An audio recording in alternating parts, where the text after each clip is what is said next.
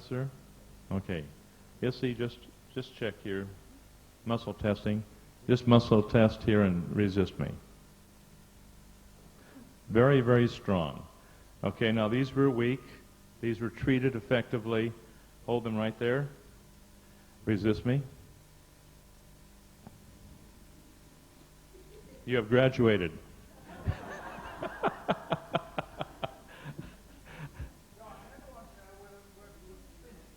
Pardon me?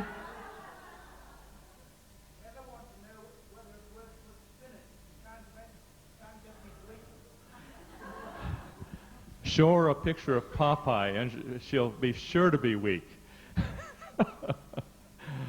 Spinach. You don't like spinach, Heather? Oh, Lloyd doesn't like spinach. I think we all have our unique little likes and dislikes. Okay. Lil.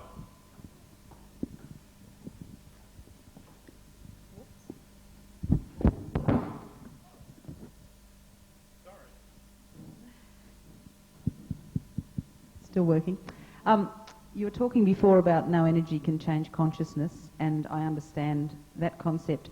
Can a shift in energy, though, allow the change of consciousness to happen? If someone's energy is blocked in a certain area, if there's a shift in that energy or an unblocking of that energy, can that then be like a release mechanism that can then allow the change of the person to work on the change of consciousness? Do you understand what I'm asking? You do the STO point, you get the nerve supply and circulation restored to the body, okay? And at that point of time, then all of the blocked memories start coming up to the consciousness to be dealt with. You can either continue to resist them, or you can continue to lovingly and willingly experience them and let them go. Reiki is the same way on that.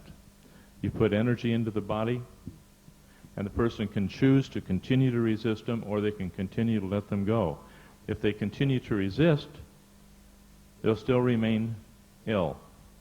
If they can let it go, they heal. And you have what we call, and which we all agree on, will be a healing crisis. Any question there? You hang on for a minute. Doug, anything? Walter. Isn't this fun? You've got to sort this stuff out, because if you're going to be dealing with people, they're going to ask you questions far worse than any of this. John, just on Lil's question there regarding anybody, whether it's Reiki or whoever, whatever the modality might be, if what you explained as far as the positive energies and you get positive results, and as Lil said, she doesn't want that. Now, the same thing can happen with the negative energies. There are people out there that could wish upon you the worst thing in the world also. Now, I would like your comment on how do you control this as an individual to stop either positive or negative. What Lil doesn't want is somebody messing with her energy patterns without invitation. Exactly. Okay, when you're loving a person, you're giving them energy which will then operate for their highest and best good. And I'm sure Lil is not adverse to that.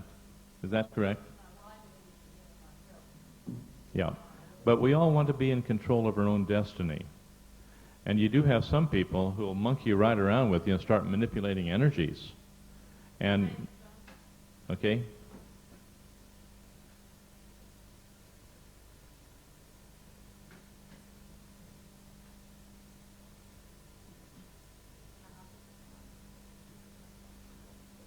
Go ahead, sir.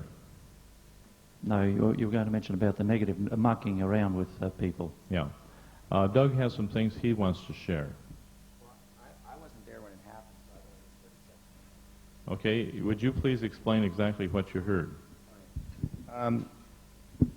Back maybe 10 years ago, John was in a seminar such as this teaching, and there was a woman sitting in towards the front of the room who would, the best of intentions, but without John's knowledge, got out a little quartz crystal. Now, a quartz crystal will amplify and direct energy. So, but it's totally amoral. I mean, I don't say immoral, I say amoral, in that it's basically going to amplify and direct whatever goes through it. You know, good, bad, or ugly, or whatever goes through the, you know, the quartz crystal, that's what's going to go through it. And she started directing the energy towards John. You know, she kind of had the crystal hidden, so John, you know, nobody knew she was doing it. And her intention was good. I mean, her intention was to uplift, to love, to bless. But it's important, and John's sitting up here and starting to squirm in his seat and starting to get very uncomfortable and starting to feel like he's really being attacked, like he's, or I don't know if that's the right word, but feeling like he's really being zapped. And he eventually kind of was able to figure out where it was coming from and asked the lady, you know, and kind of, basically the principle is this. You have, in John's terminology, box 1, which is the conscious mind, what we're aware of, and also box 2, which is the unconscious mind, which is all the suppressed, resisted patterns. The thing to realize is you can be as loving as you want from box 1 in sending somebody energy, but the bottom line is right along with box 1, you're also sending them box 2, which is what John was feeling like he was being zapped by. So no question as to this, in this particular instance, no question as to the integrity or sincerity of the individual who's sending the energy. But the thing about it is you get the whole package. You not only get the box 1 energy, but you also very much do get the box 2 energy. And, you know, we all have resistances. We all have patterns that are there. And this is one of the reasons why we do have to be very, very careful in sending people energies. And we also have to start to consider, as Lil's brought up, where's the free agency of that other person? And have we been invited? Is the other person aware of it? Because no matter how good our intentions, we're not just sending that person box 1, we're sending them the whole package. We're sending them box 2 as well. So how do you control it? The question is there, how do you control that then as a recipient?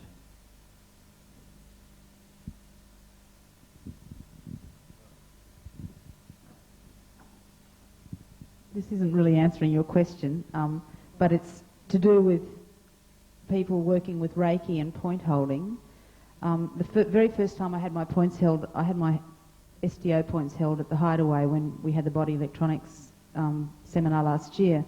And the woman who held my SDO points is a Reiki practitioner, and her hands kept moving considerably, and I'd say to her, you're slipping off the point. And she'd say, oh, but that's the Reiki energy telling me where to go. And it ended up, well, you know, the STO points are here. It ended up with her just about, you know, sort of squeezing my lymph gland behind my ear. And she really believed that the Reiki energy was telling her where her hands should move. So I was just saying this is a sort of a warning for people who are practicing Reiki, that you need to hold on the point. Since you bother to ask, and since you want to know, because of our need to learn how to protect ourselves, you'll find this in one of the 3 books back there. Doug was present at the time. We were in Maui, Hawaii, and I was feeling a little bit heavy. So I went down to our beautiful pool down what we call Flat Rocks. It's a small waterfall which everyone went down and sunned on, and beautiful pool about, maybe 8 feet. It's the deepest spot, and we'd go down and go swimming and relax in the beautiful afternoon. And all of a sudden I felt strangely heavier. And I felt so heavy I didn't feel safe in swimming. So I got out on the shallow end and walked around and felt like I had a couple of bags of potatoes around my legs. I walked up the gully and up the very steep pathway up to our house. I lay down in the main room. And I was feeling very strange because my feet were going numb. I couldn't figure out what was going on. I felt terrible. Never felt that way before. My feet were going numb, and suddenly this little line, which began to be engorged like a little steel bar, was moving up the inside of my ankle, up from the bottom of my feet up through my ankle, up my leg and into my knee, and I felt like my knee was going to explode. I'm making a long story short. Both legs. And then it went up into my thigh, and that thing was bigger than my thumb. Solid, rigid rod. Doug, I believe, was there. You could see it. And I felt like my knees were just going to totally explode.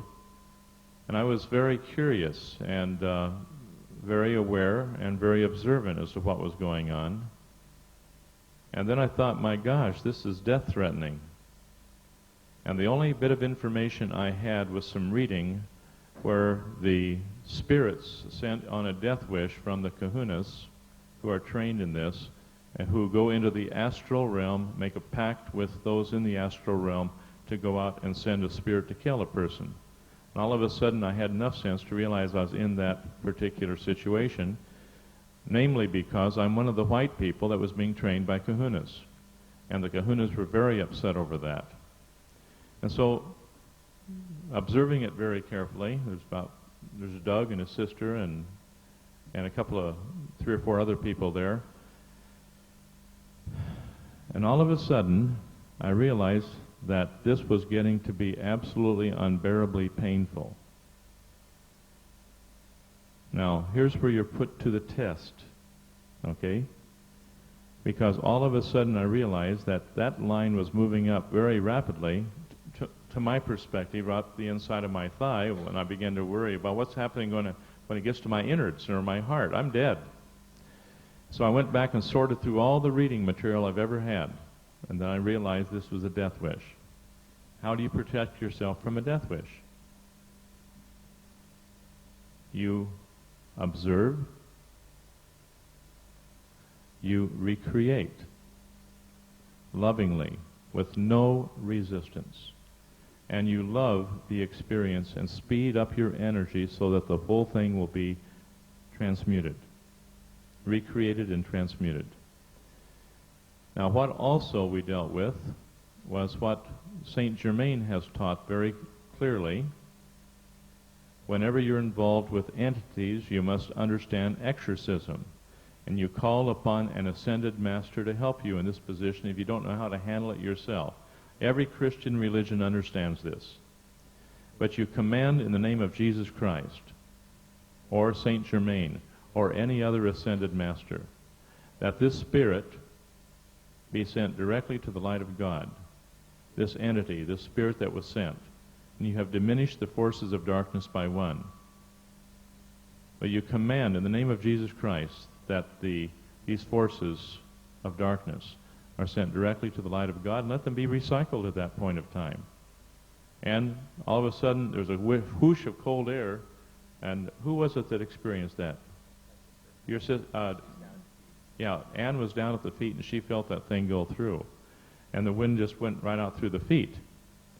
And then I commanded also that my body be healed from the top of my head to the soles of my feet, and then that big, solid piece of steel rod that was going right up my leg went right back out along with it, and all that was left was a little bit of bruise on the inside of my knees to probably remind me that that was reality and that did happen.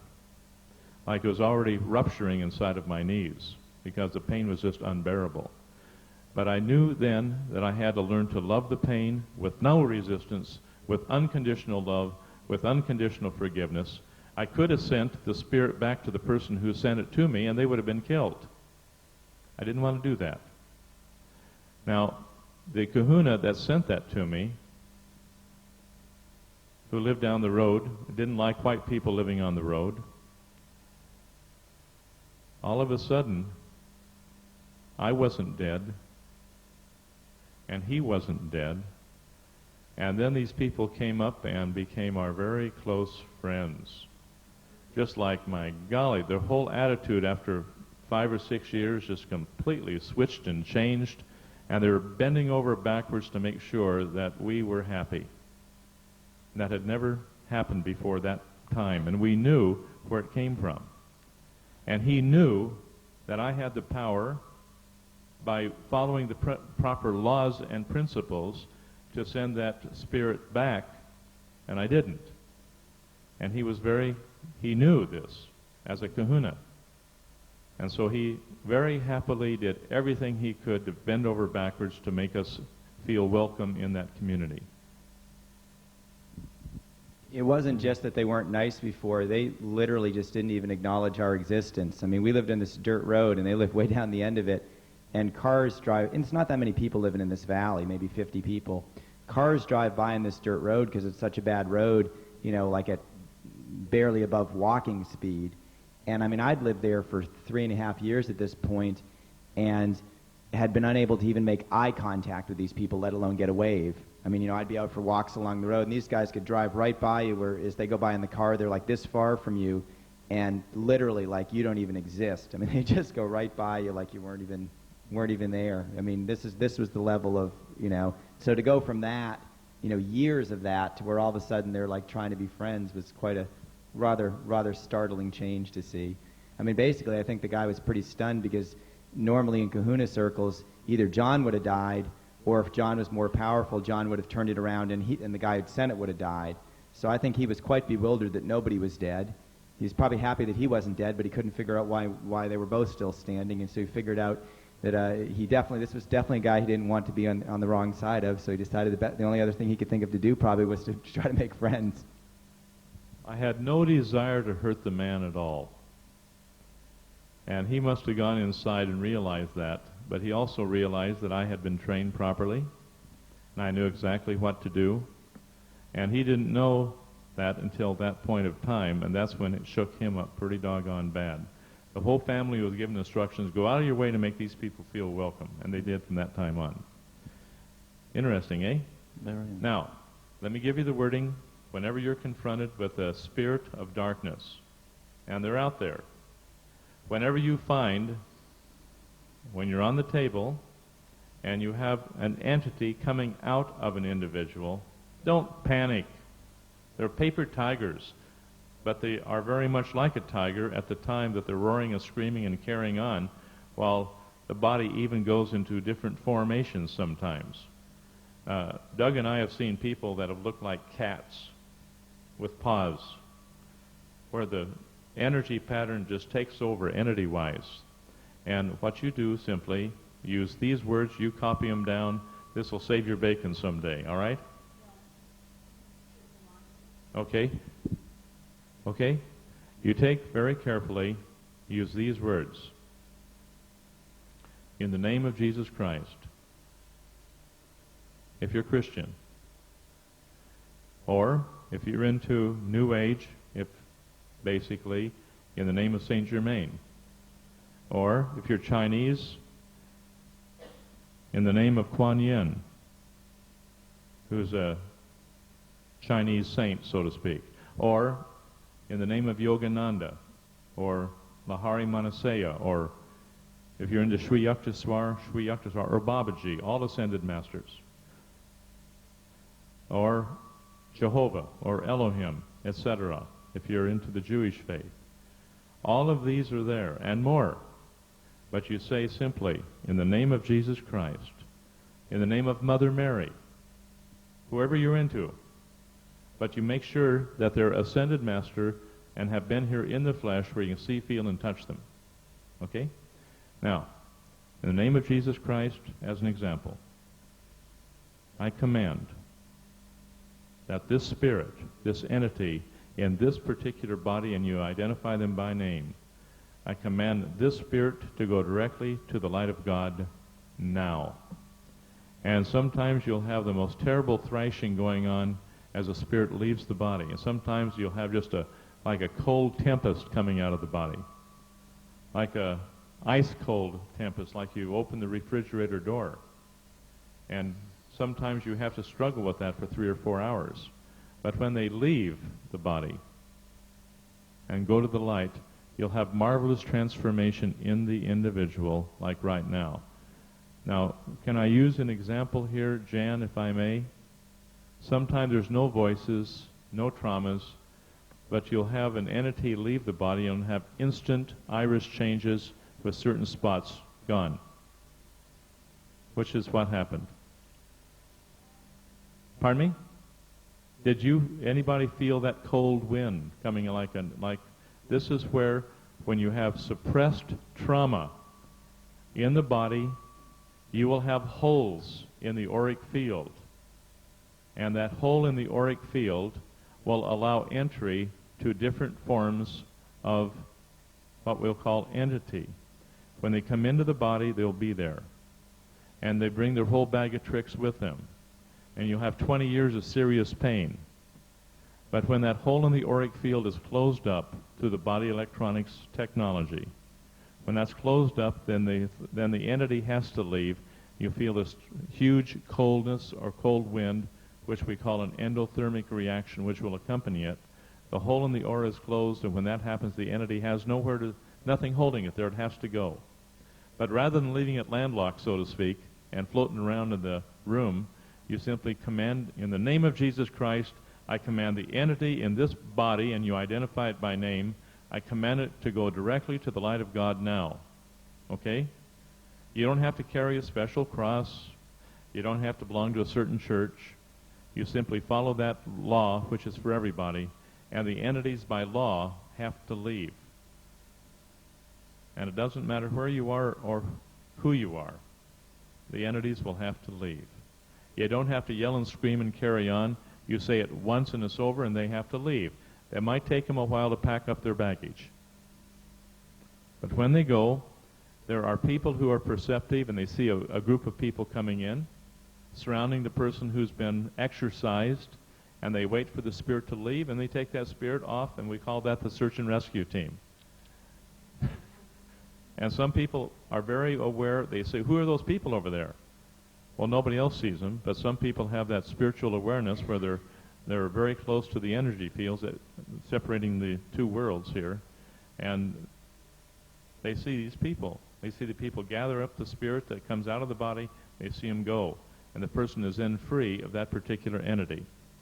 Now, can I be very candid with you? You have a lot of people out here who are doing a lot of channeling. And a lot of the channeling says there are no dark forces. And they say there are no entities. And never worry about that, because all is of God. And I say to that, bunk and nonsense. In the physical world of which we are a part, there will be opposition in all things. And you have your spiritual hierarchy on one hand, you'll have the hierarchy from the dark forces on the other. And forever in the physical universe of which we are a part, you'll have contradiction, you'll have opposition in all things. Only after we're able to enter into the mental body can all of those be transmuted by mind. But that is after we have gone through the transmuting of the emotional body, and then the rending of the etheric web on the mental body level to where we're into a space outside of time and space as we know it. It's outside of time and space, and you're into the creative yang situation. Yes? Thank you, John. Does that help you, sir? Yes, I think it helps all of us. Thank you, Okay. John. But these channelings that are coming through now are saying there are no such thing as evil spirits or entities, or this is to get you completely off guard so that you will know and feel, well, nothing's happening out there. It's all God energy. Go ahead. Yeah, I guess a part of my consciousness, and it's sort of a statement and a query at the same time, and I think I know the answer, but You know the answer. I need to ask. Okay, I need to share it. We're sharing with Cara and Minnie, and I think Monday of last week they had a guest coming, and we were giving them some space and going out, and the only thing that we'd forgotten was that our shoes were on the front veranda. So we crept around the back not to disturb people. And afterwards, in the evening, Cara shared with us that she had seen me getting my shoes as an old man. And it was very difficult for her to try and find words to describe that. She just kept saying that it was me, but it was like me, but it was an old man.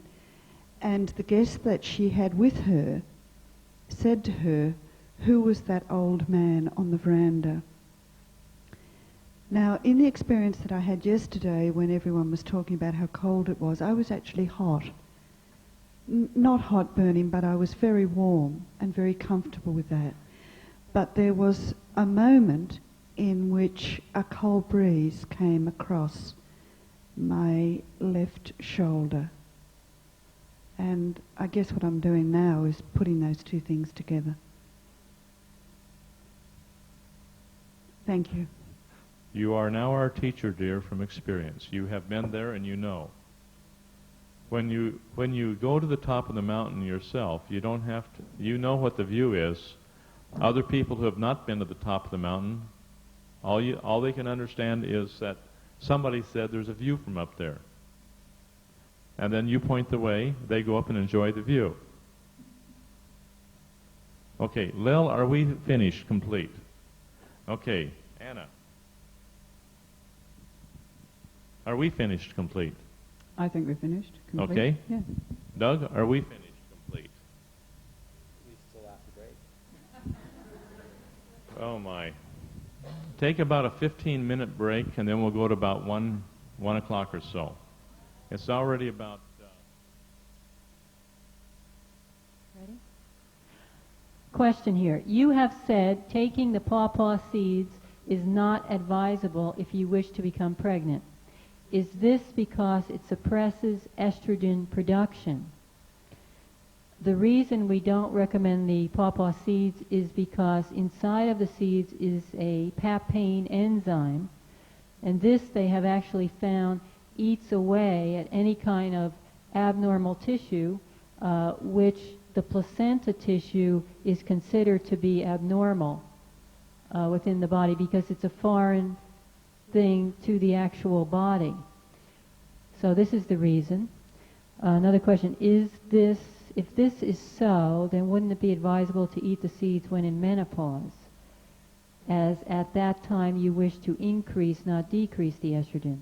Okay, well, that question is not valid because it's nothing to do with the estrogen. What about skins and the pawpaw powder from Enzymes International? Would these all be decreasing the estrogen production?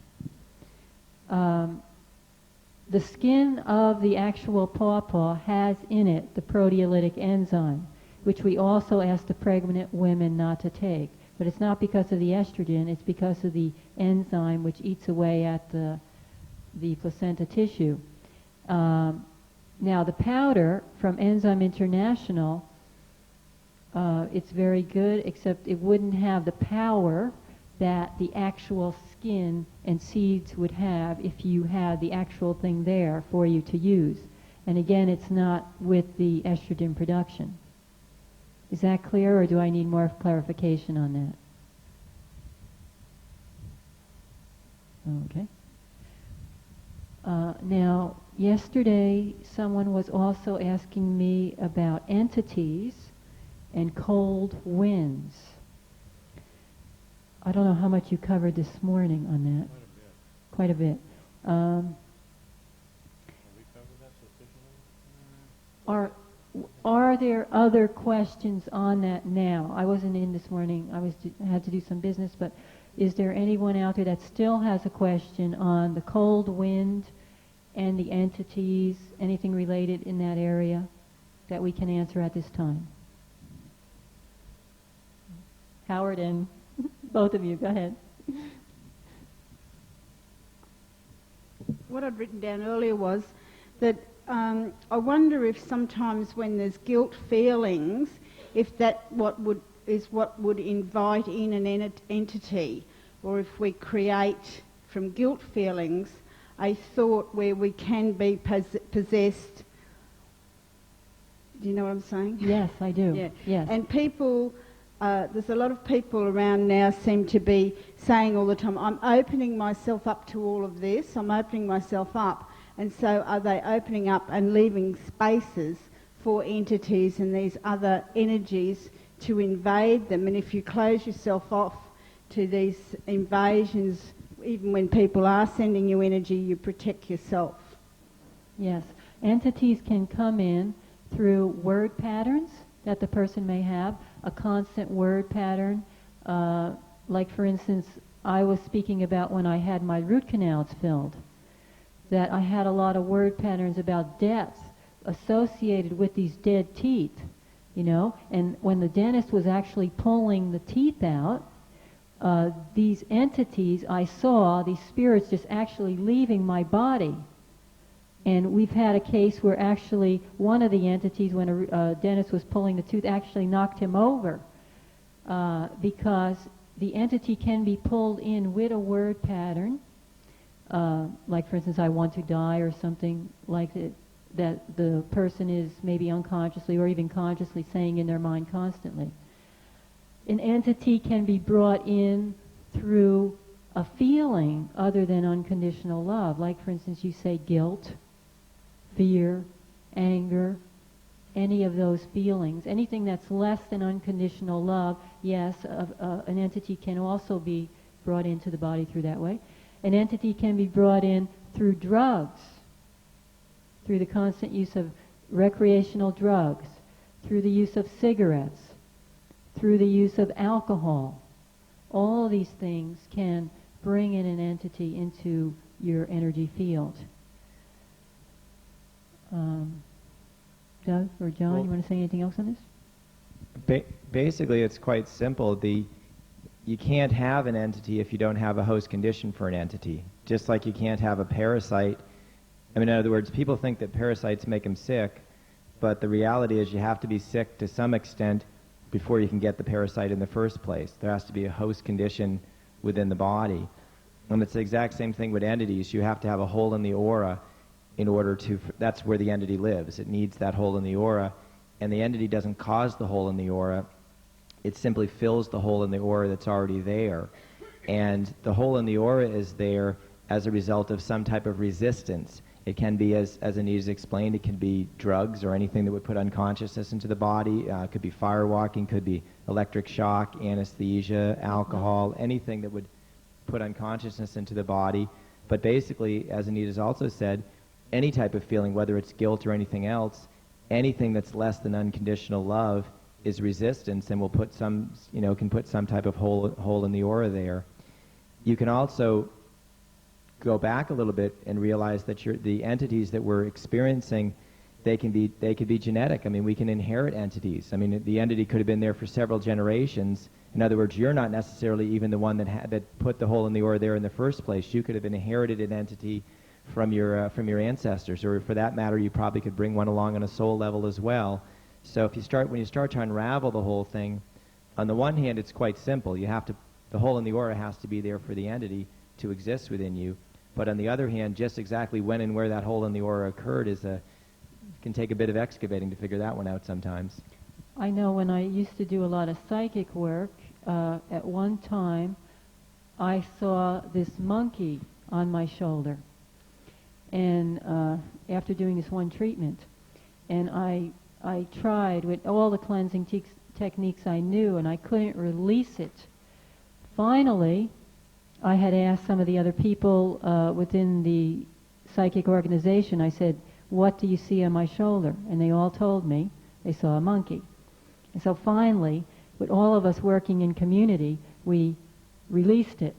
But it was a real dilly. It just so attaches. You may pick it up from another person through doing any kind of psychic work, cleansing their aura or looking into their energy field or anything that has to do with their energy field. You may pick it up from them.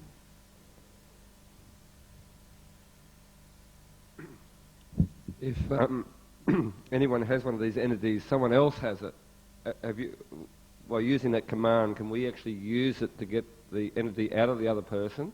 One question, what happens if they've got multiple entities? Let's look at that carefully. If the hole in the auric field is there, and the person has not changed his emotions or his consciousness in that area, you can go ahead and exercise that entity all you want. But Doug said it properly, that if you have a host condition for the entity, and the consciousness has not changed, the hole in the aura will still be there, and you'll suck an energy right back into your system just as fast as you get it out through exorcism. Therefore, it's best to get the person to change their diet, to change their thinking, to get their points hold, which is designed specifically for closing up the holes in the auric field. And then as these entities are ready to be exorcised from the body, you simply give a gentle command, and they have to go to the light of God, and you have rid the world of one more entity. Now this becomes quite a powerful thing, but you don't do it when you first sense it. You wait until you have that cold wind where the entity is beginning to detach itself from the body, and the body is going through a tremendous endothermic reaction, at which time the hole in the auric field is beginning to close up. You got me? And then, don't get in a hurry. A lot of people get in a hurry, you know, and the entity doesn't go, and they get all discouraged and upset. It's because the timing is off. Wait until you feel that cold wind. Wait until the person is recreating the thought pattern that they got in contact with, which will be drawing the entity in. And when they get in contact with it and recreate it, and the hole in the auric field is closing up, that is the time now to exercise the entity. Continue on until you have a complete healing in that part of the body that you're working on, and the entity's gone to the light, and you're not going to suck another one in its place. Thank you.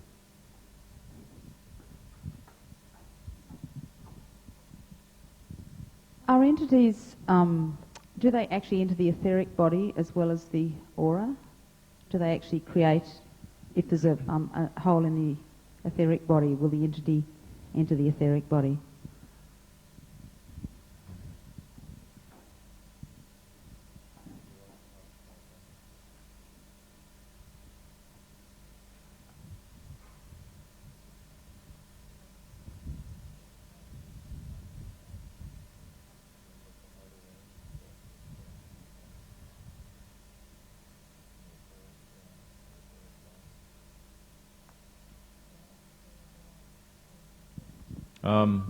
The answer is yes, Lel. This is getting into a real heavy-duty situation. And let me just simply state it this way. You're going to have opposition in all things at all levels. Now, you have entities that you can see that are very definitely there. But when you get into the etheric level, as you call it, you'll have entities there, but you won't be able to sense them until you're in a certain situation, which is just like war. And you have some very heavy entity involvement at other levels other than the physical plane that we're aware of. Now, I'd like to have Anita share some experiences that she evidently was ready to go through. I don't know how much she wants to share. It gets pretty, I mean, I was there, okay? I know what happened. It's pretty powerful. And when you really understand what's going on out there, and your awareness expands a little bit, you get to be very cautious. And I don't know how much Anita feels prompted to share, but I'll go for it. Well, I would just like to say at this time that there's different planes of existence and of coexisting at the same time. And I have experienced where I was on what I think I would call the astral level, or maybe Lil would call the etheric level, where I had an interaction with another creature. And to me, this was just as real as if, you know, John would put his arm on me right here, now. Now, if somebody came into the room and saw this. I mean, they wouldn't see in this physical universe, they would not see me and the creature. But I had entered into a space on a different level of vibration, I would say, where I had an interaction with a creature on another plane. And this had been brought in by certain things that happened within the day, certain things that we were working with in that day, and as a result, I was a target of an attack through certain things that had happened, which I really don't want to go into here in the class. But because we were meddling in some areas that were a little controversial. It was my fault. I messed up real good, and I was doing some investigation in areas where I wasn't invited. Yes, and as a result, at night when I went to sleep, I had gone on to another realm, and I had an interaction with another type of creature. And this was as real to me as, like I said, John touching me. And so definitely I would answer yes to your question, that this is very, very possible. I believe maybe a lot of people don't even realize that it happens. But because I am so conscious of these things and always aware, I try to keep my awareness high that I knew that it did happen. Let me say it this way. If I wasn't there and observed what had happened, I would not have believed it. Right. It was just, I didn't believe it. I have been scoffing at certain things for a long, long time. I have scoffed at other people who have been teaching certain things about these Galil for a long, long time. I said, no way. And then suddenly I was there. We were being invaded, and I grabbed a big bat and ran around there to see. I was on alert at that point of time, and I was ready to take on anything and everything out there. And the sky was just full of flashing lights up in this little box canyon, you know. The whole sky was full of these red, blue, green, white, yellow lights flashing on like crazy. And we could see through the skylight of where we were, all of this going on. It's much like the Genazzano thing last year. And I was ready for battle. But I didn't know what to battle. And I didn't know how to handle it. Because Anita had the marks on her body from being viciously attacked, which later went away. I didn't know quite what was going on, and she was just in a cold, shaking sweat. Normally I slept like a log.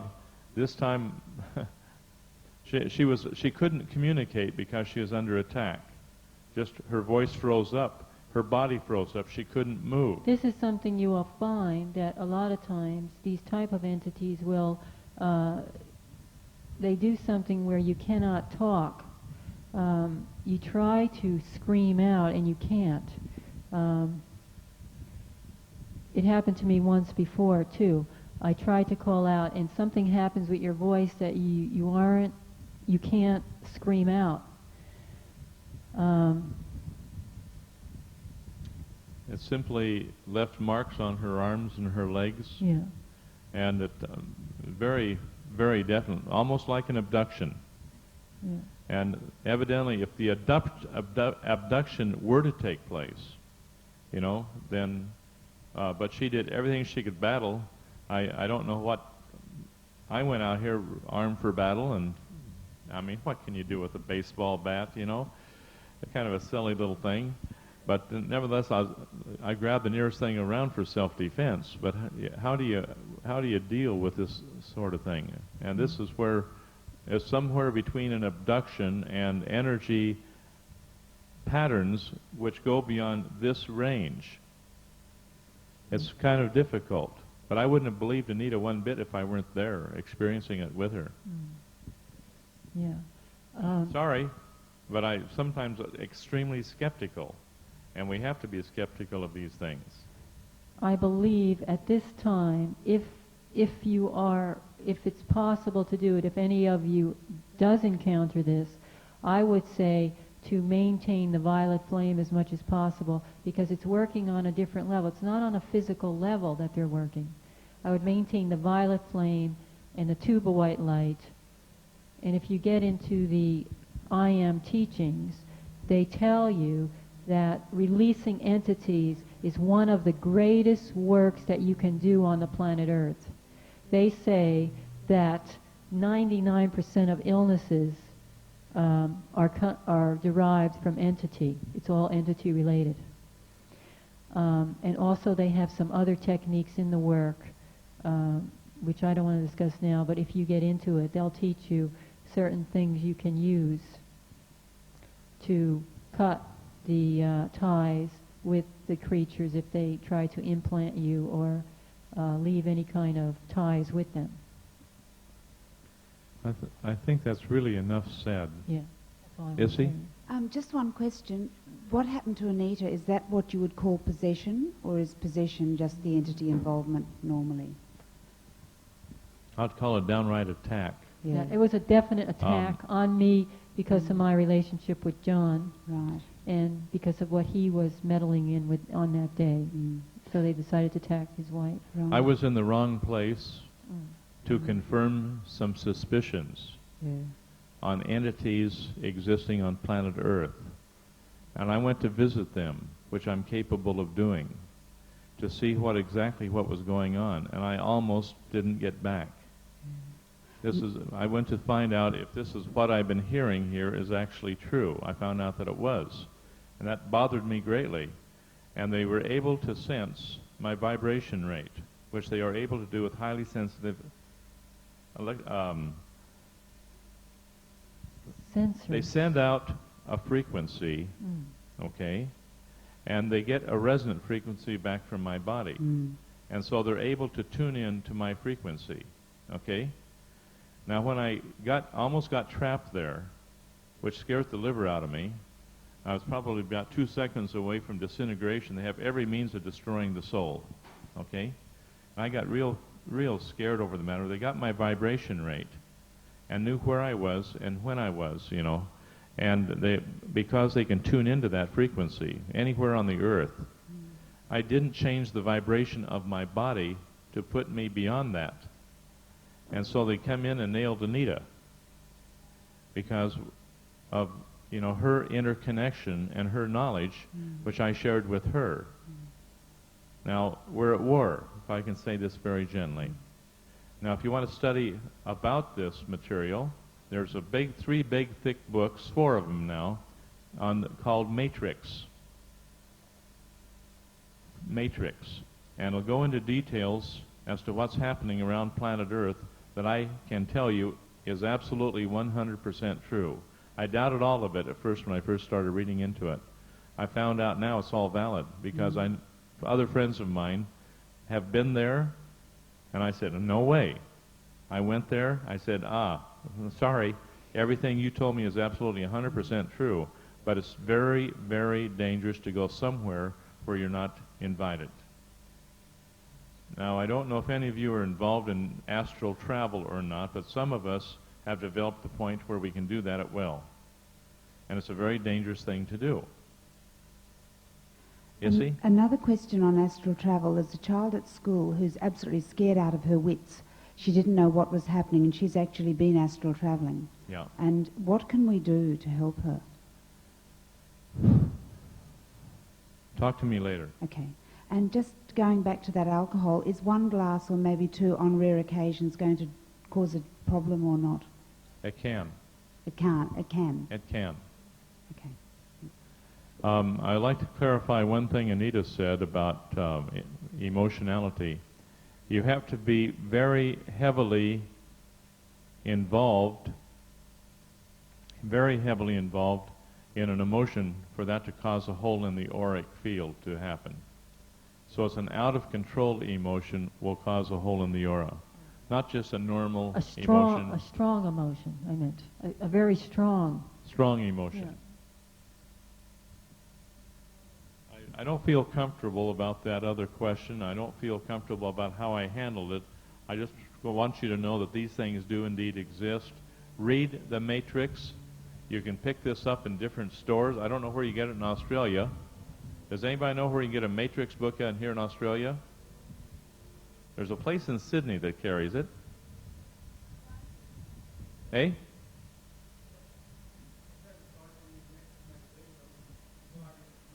Look for the. You can buy it from New Zealand on from Grundy Street, from a place called Altered States, and they have that there. I think it's 4 Grundy Street in Auckland, in New Zealand. Yes, sir. Thank you very much, sir.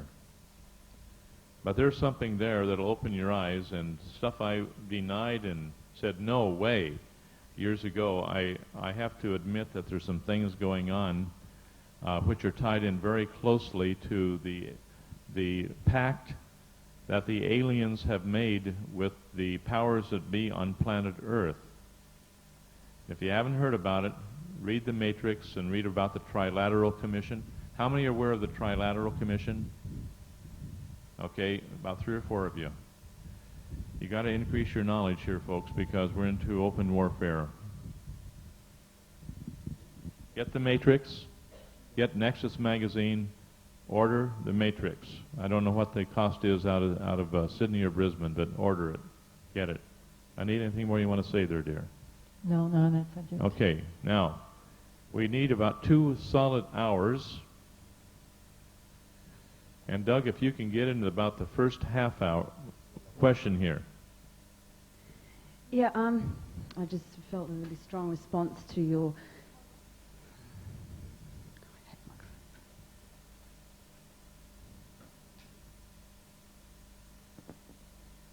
Go. I felt a strong response to your use of the word warfare.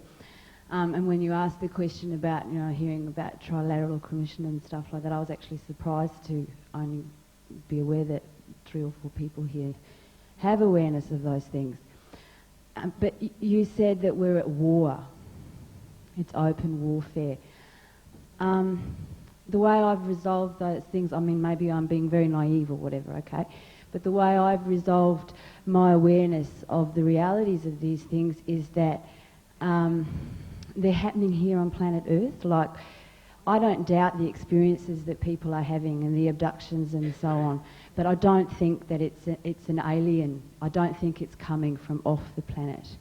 And that by actually saying that we're being invaded, we're feeding the possibility of one world ownership. We are actually feeding the Trilateral's desires, which is ownership of the planet, which it may look that they have it, but do they really? Do you see what I'm getting at there? I see what you're saying. Like they're going to But come down and attack all us. of It's us- a good reason to unite and have a one world army and a one world government because we're going to be attacked from outside. And We're attacked right at the present time from the inside. well, exactly. So we can use the concept of body electronics with regard to the planet as well, and in regard to entities. We create the environment for those things to exist in. So if we create the environment for them to exist in on the astral and externally, then... You have different people, through their resistances, creating situations that put forth an awful lot of negativity. You have a small handful of light workers that are trying to counteract that. Under the existing circumstances, you have more and more hatred going on out there, more and more racial bigotry going on out there, more and more pride in pedigree going on out there, all causing separations. And frankly, the way things are going with all of the people, groups, religions, one against the other, we're not winning the battle. And the fear is increasing, the insecurity is increasing, emotions are increasing, and at the present time we're not winning the battle no matter how positive we want to think. This is what hurts, is that we see what's going on, we wish things were otherwise, But the number of wars are increasing daily worldwide. People are arming themselves more than ever before. Are you aware of that? The munition manufacturing plants are going full scale ahead worldwide. And if you look at the history of man, an arms buildup has never resulted in peace. So let's look at the reality of it. And I believe the only way we can combat that is by increasing the potential of mankind to love and to forgive and not join into the war structure. But on the other hand, we can't bury our head in the sand and say that things do not exist, because forearmed, or shall we say forewarned, is forearmed. Yes, sir. I'm not quite sure how to frame this, but we talk about the laws of perfection and unconditional love and acceptance, which are things very principles and concepts very dear to me. And non-resistance, put that in there. And non-resistance. Now, I find it very difficult to accept the word phrasing of being at war and doing battle with when everything is perfect. There's some divine order or some system. So whatever happens, regardless of whether we might like it or not, it's perfect. Yes. The balance is there. Because it's the outer expression of the current frame of minds of people. Yes. That's discernment. Everything is perfect divine order, because as what is happening out there is a perfect reflection of the consciousness of man at this moment. That's correct. Okay. And every other moment. That's right.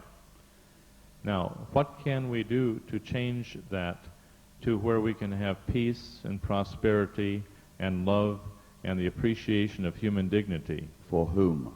For all of us. Should we necessarily be concerned for everyone else before we have our own perfection to hand? That's a good question, sir. I've considered that and oftentimes wonder at the full implications of it. That's a good, excellent question. Again, I come back to the phrasing, being at war, going to battle. It just doesn't sit comfortably with me. I understand that on a personal level, we need to take actions in this physical world to reduce suffering as much as possible for ourselves and for other people. But I don't believe that it enhances our individual or communal development to be thinking in terms of being at war. I agree with that too, because we're not holding on to attachments to having a war. But the discernment and recognition is also an important aspect of what we're doing. And as we expand our individual consciousness, we will then be fully aware of what's going on without partaking of it personally. Okay, so we can accept these concepts that you've hypothesized around here without fear. Without fear, without emotional resistance. So your use of these terms is not then in any way meant to engender fear. We're not creating the fear. We're recognizing what is with non-resistance. Okay. And still doing like we have the fox in the chicken coop. You don't fear the fox. You're not attached to the chickens necessarily, but the eggs are part of our livelihood, isn't it? So we have to figure out, now how can we effectively deal with the fox in the chicken coop? It might boil down to simply dispatching the fox.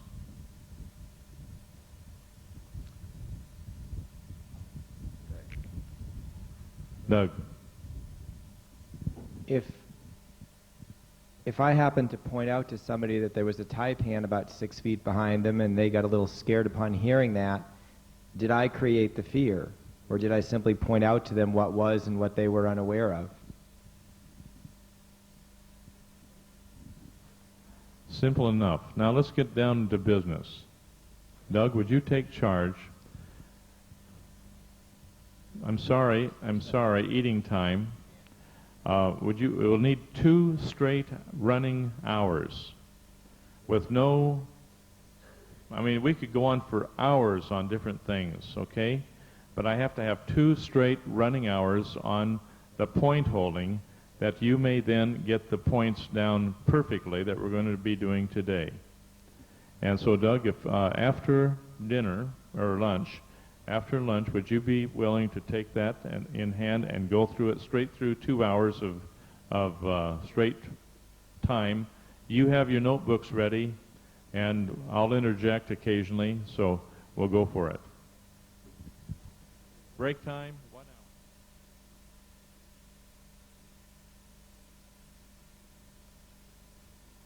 hour. Okay, we're going to spend a good bit of time this afternoon going over the locations of a lot of the different points.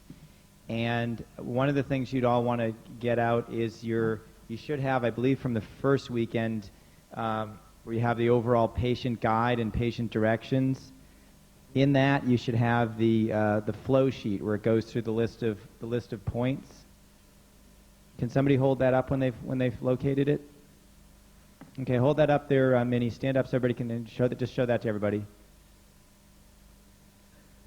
Okay, it's the body electronics flow sheet. It's got kind of an order or a list of points that are sequential. If you've got the what page is it in the? It's page number 25. If you have a copy of the patient's guide. Now we're going to go through a lot of these points here today, and we're going to locate these points in the body, or a good number of them at any rate. And before we do that, I want to make a couple of points here. There is a reason that these are on here in a certain order.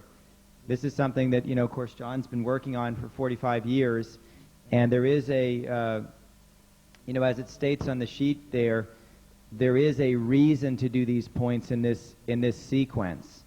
You may vary from this sequence slightly. I mean, there's certain priorities one person may have that another doesn't have.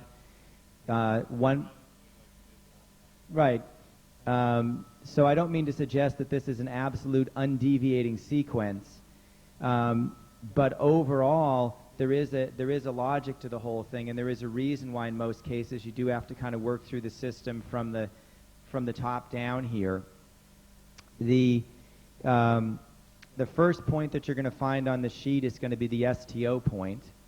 We're not going to show you where that is until a bit later in the course, later this afternoon, but the STO point is a very, very specific point that is very instrumental in restoring what to the body? Okay, nerve supply to the body. Now, how did we test for nerve supply on Eunice? We pinched her, right? You pinch her in different places.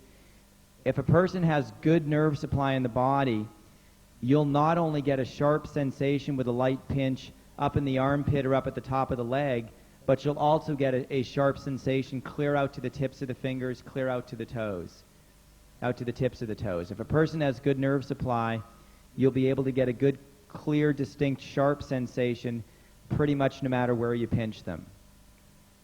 This is very, very important if the body's going to heal. Very, very difficult for the body to heal in the absence of nerve supply. This is one of the reasons why the STO is the first point that's held on practically everybody that you're ever going to work on in body electronics. Some people need to have the STO points held only once or twice, and they've got wonderful nerve supply. Other people in certain circumstances need to have the STO points held dozens and dozens and dozens of times because there just isn't good nerve supply in the body. So the number of times that you're going to have to apply that point can definitely vary considerably from one person to the next. But it's a pretty simple matter to check whether you need it or not. So you should always you should always check and see if they've got good nerve supply. If they don't have good nerve supply, then chances are you're going to want to hold the STO again. If they've got good nerve supply, you can often be, you can move on to other things. Now, we've got a couple of points that come right after the STO that you will have to hold in some people. And these will be you'll notice that these same points, the pancreas and the heart and heart firing, are also located further down the sequence. There are situations in which you have to jump the gun a bit here and work with the heart and heart firing and or the pancreas for specific reasons. Now, you take somebody that's had a heart attack, you take somebody that has severe heart problems, you take somebody that has a genetic weakness in the heart, severe stress on the heart. What might we see in the iris of the eye that would indicate a big problem here? In the iris of the eye. Okay, the diamonds, the black diamonds in the iris and the heart area, or in the sclera, the heavy indicating lines coming in, either touching the iris or coming very close. The big blue blotch out in the heart area. There's a number of different things that we might see that would indicate that you don't want to wait. You don't want to wait until you've worked down through everything else and get to the heart, but you want to jump the gun on it if there's any of these types of situations. So it's actually reasonably common, fairly common, I would say, to hold the heart point in a first point holding session. Because if your heart's in trouble, you're in trouble. We've got to make sure that that's working. So the heart and heart firing will be a big priority. Now, why might we have to skip ahead and do the pancreas on somebody? Okay, diabetic would be a pretty good indication, but what else? Okay, what would be another situation where you might really want to skip ahead and take care of the pancreas as well? Okay, well, the blood sugar would be the diabetes. Diabetes are severe problems there, but what else that we've talked about? Yes? Okay, digestion might be one thing, but what would be a very, very life-threatening situation where you might want to really make sure you got the pancreas working properly? Okay, besides diabetes, you'd really want to make sure that anybody with cancer. Remember the relationship of cancer and the pancreas? Perhaps in our findings and working with people on the program, when they start popping out the corn and fuzzies, that happens to about 95% of the people. So what Doug is saying here is not idle, it's a reality. And this is why we have the pancreas worked on everybody initially. So this is something we skip ahead to in quite a few of the people. It's very, very common with both the heart firing as well as the pancreas to skip ahead and take care of these things. Quite a large number of the people are going to need some extra help in these two areas. If you continue down the flow sheet after these, the next number of points, starting with the pineal, what are you basically dealing with there? Pineal, hypothalamus, pituitary, and so on down the line there for your next dozen or so points. You're dealing with the endocrine system and with the hormones for the most part there. Your endocrine system works from the top down. There's a sequence or a chain of command there. What's the master gland of the endocrine system? Okay, the pituitary is actually not correct, but that's what you'll still find in most of the textbooks. Takes a while for textbooks to catch up with reality. The pituitary does govern the endocrine system below it, but what acts upon the pituitary? Well, the hypothalamus, and then what acts upon the hypothalamus? The pineal. So truly the pineal or pineal gland would be the master gland of the endocrine system.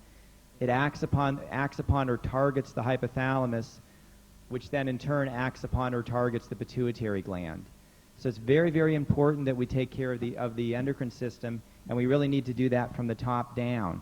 There's a lot of people, for example, who may know that they have severe thyroid problems that have been diagnosed, and they'll spend an awful lot of time holding points in the thyroid, and yet if they aren't taking care of the pineal, hypothalamus, and pituitary, they're not going to get very far, because no matter how much point holding they do in the thyroid, if the pineal, hypothalamus, and pituitary are not working properly, the thyroid's not going to be able to work properly, because the thyroid is regulated to some extent by the glands above it. So you can't just isolate parts of your body that you know are faulty and expect to heal just working with those. You'll get away with it sometimes, but in many, many other instances, you're going to need to make sure you got all the tumblers in place. You're going to need to make sure you're taking care of all of the different aspects of the body here. So we've got the pineal, the hypothalamus, the pituitary.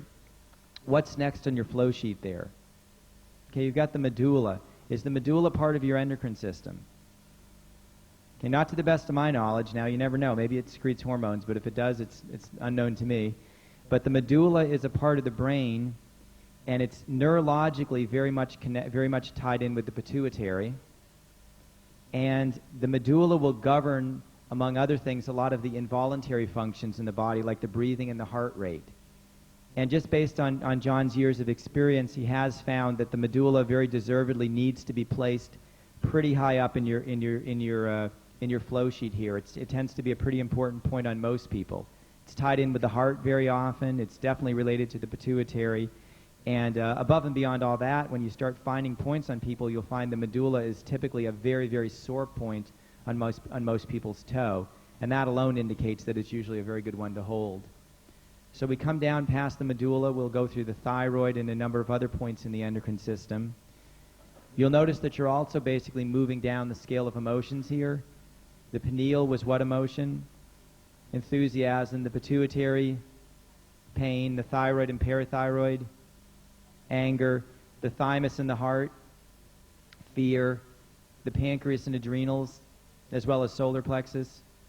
We tie in at the grief level. The spleen would be your apathy level.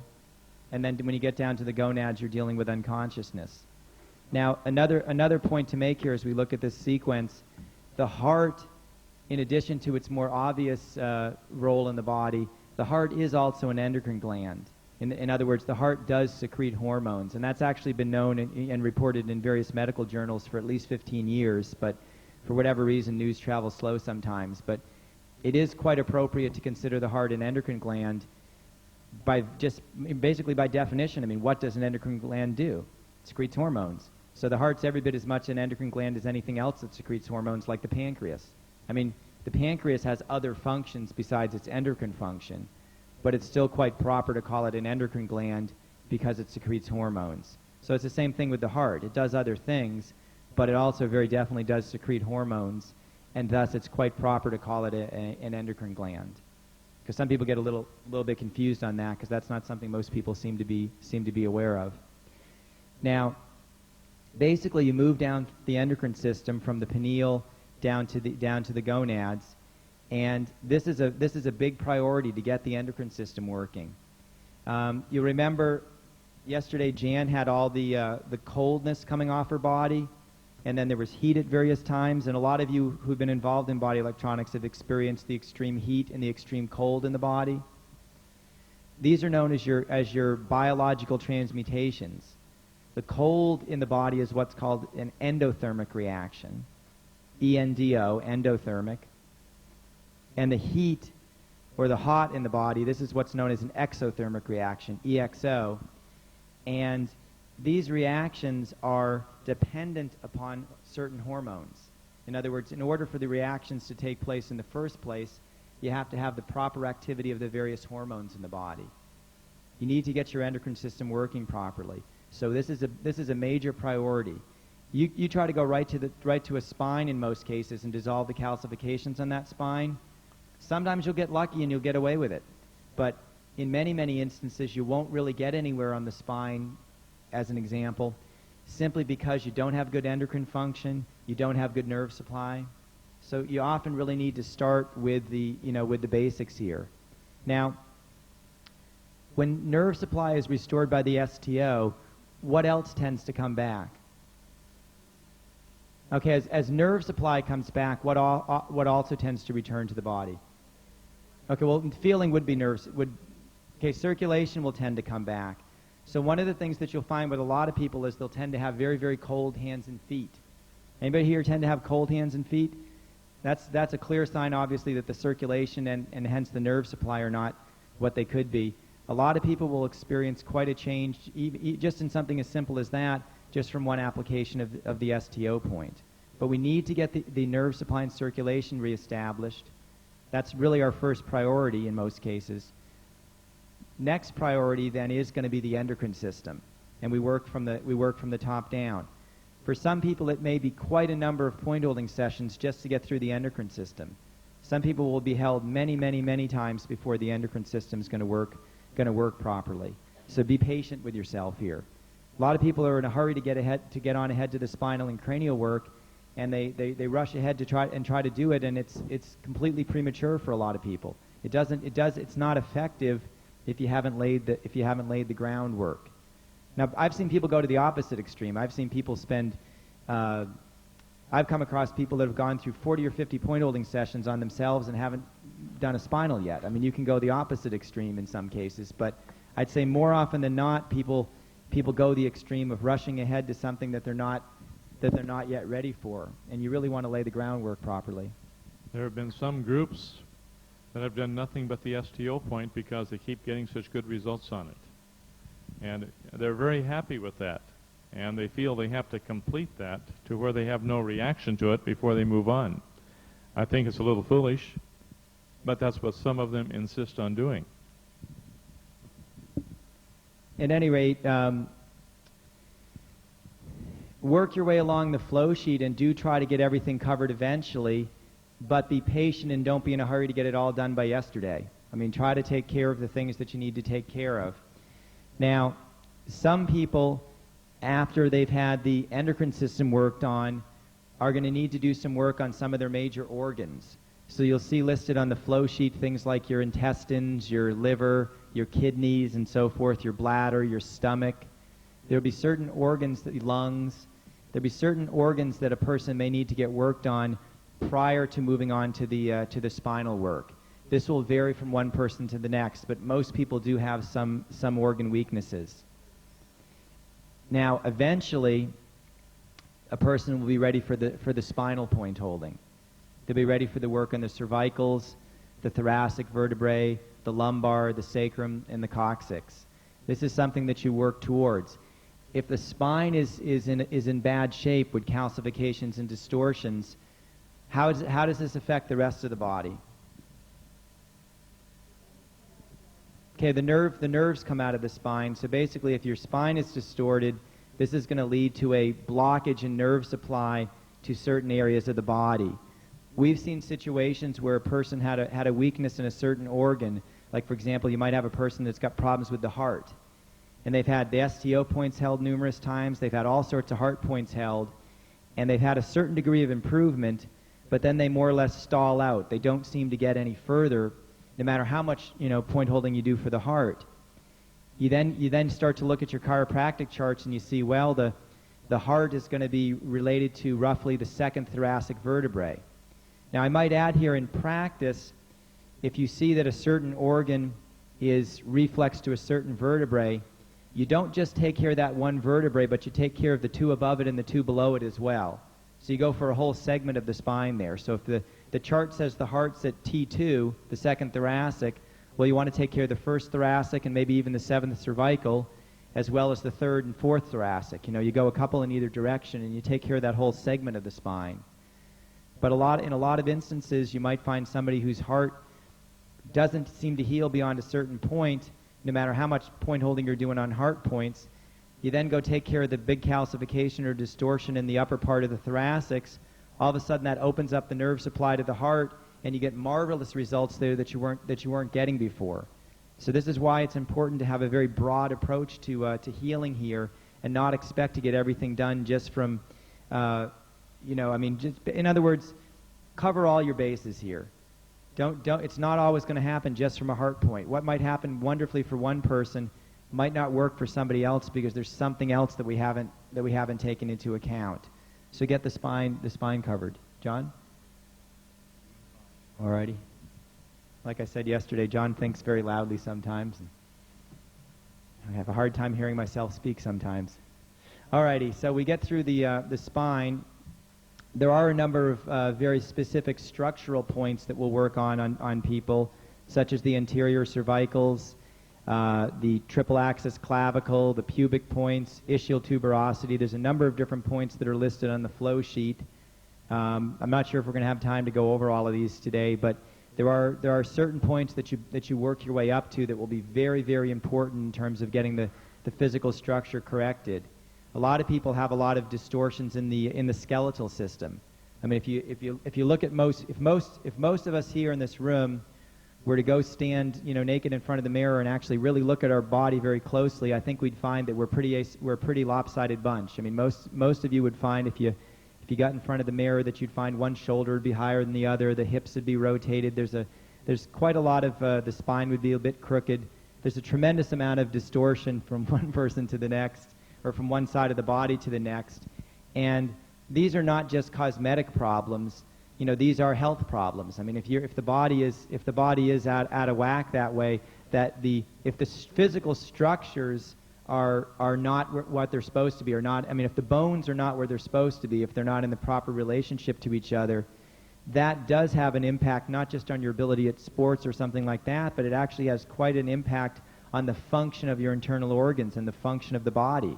I mean, this is a lot of the basis of osteopathy.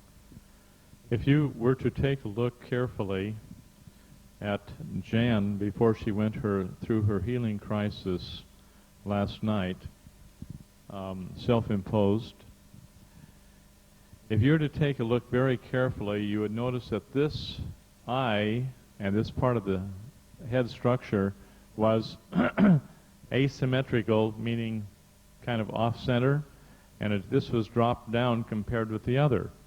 So as you were looking at the eye, the one eye was down like this and the other was up. And I'm sure you've noticed that yourself, Jan. After she went through the pain in her head, which was quite severe, with the burning that went on in the head structure itself, the head structure shifted to where everything there is now symmetrical. And as Doug had mentioned, when we get into cranial work in the classes in the advanced work in the Genazzano Center, for example, or wherever else we might have around the planet where we have instructor seminars. Doug will have them in Europe and up in the United States. We'll have them here and in New Zealand. Now, with this in mind, if the bone structures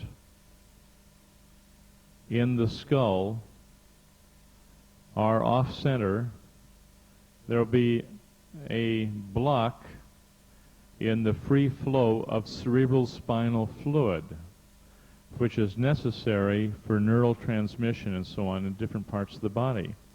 So if you have one bone structure where there is what we call a lesion or a calcification in those bone structures, then this can block off one complete part of the body to where no matter what you do with body electronics or anything else, that part of the body will not heal until the bone structure is made perfectly symmetrical. Now this is a little difficult because when you go through a cranial work, after you have really got the body up, the spine and tailbone and everything else out straight, this is why a lot of these things we're not going to be doing in this class because it'll take too much time and we're not ready for it. So a lot of these things we wait until a later time to be appropriate in the application of the various points that we have to deal with. Now, when these things happen, then we have tremendous healing going on in the body. So all of these other points that Doug is going to go over with you is a precursor or a build-up, logically and sequentially, for the cranial work and the advanced work that goes on beyond it. So for now, I just want you to realize that there are many different facets of this that we grow into as we progress. In my work in the past, I got a degree in psychology in the early 1960s. I got my mathematics degree back in 1956. But in 1960s, 61, 62, right in there, I went and had a tremendous amount of work done toward a master's degree, and I was trained fully in psychological testing. You will find that when all of the physical body is fine-tuned and perfect symmetrical, including the cranial, you will find that if you have an IQ, or intelligence quotient as they call it, administered to you, you'll find that it just goes right off the chart. And people who have cranial work will no longer be the same. They'll think differently, they'll act differently, they'll see a greater perspective of things. In some cases, they'll see many different perspectives of things. And after they've gone through all these changes, they can't function normally because they think differently, they act differently, and their value system changes. So they go through tremendous change. And so this is wherein a lot of things aren't the same. People go through changes. They won't be the same from one week to the next when you get into the body electronics work. So I did want to bring that aspect up. Continue on, Doug, if you would, sir. Basically, you work ahead to eventually to doing the cranial. And what I said earlier about not rushing ahead and doing something before you're ready for it, if that applied to the spinal, it applies about 100 times as much to the cranial. It's definitely not something that you want to take lightly. It's very, very intense. Just the physical pain alone is quite intense for most people in the cranial, and it's definitely something that you're better off waiting on until you're quite well over prepared for it. There's a few things to consider here. You got to work on the spine first in order for the cranial to be effective. Yet on the other hand, as long as the cranium is messed up, you won't be able to correct the spine completely. You got to work on the endocrine system in order to really make the spinal point holding effective. And yet as long as the spine's still messed up, your endocrine system's never going to work properly. It's never going to work perfectly. So what you have to realize here is that on the one hand, you go through it from the STO points, through the endocrine points, through the spinal point holding, and into the cranial. And yet you realize once you've done all that, you can actually in a lot of ways just go back to the beginning, because just by doing the spinal, for example, you'll make it possible to get all sorts of results with the endocrine points that you couldn't have gotten before, because now you're getting nerve supply to the glands and organs that you couldn't have gotten as long as your spine was calcified and distorted. And of course, by doing the cranial, you've made it possible to get all sorts of results on the spine and on the endocrine system that you couldn't have got before. So actually, once you've sort of been through the sequence once, you're by no means over. You can actually go back and get all sorts of results on what we think of as basic stuff that you couldn't have got before without having done the more advanced stuff. So it's not that you just go through the flow sheet once and then toss it in the trash can and figure you're done with everything. You really just by the time you've gone through it once from start to finish, you're really only scratching the surface. You're really only, kind of beginning the process, because there's all sorts of stuff you can go back and do now at a much deeper level that you couldn't have done before.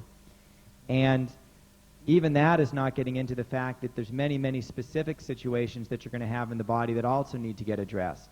I mean, these are all still general points. I mean, the pituitary point, everybody has a pituitary point on the toe. But there are also a lot of points that will be very specific to you by way of scar tissue, injuries, specific calcifications, and all sorts of other things within the body that may have to get addressed.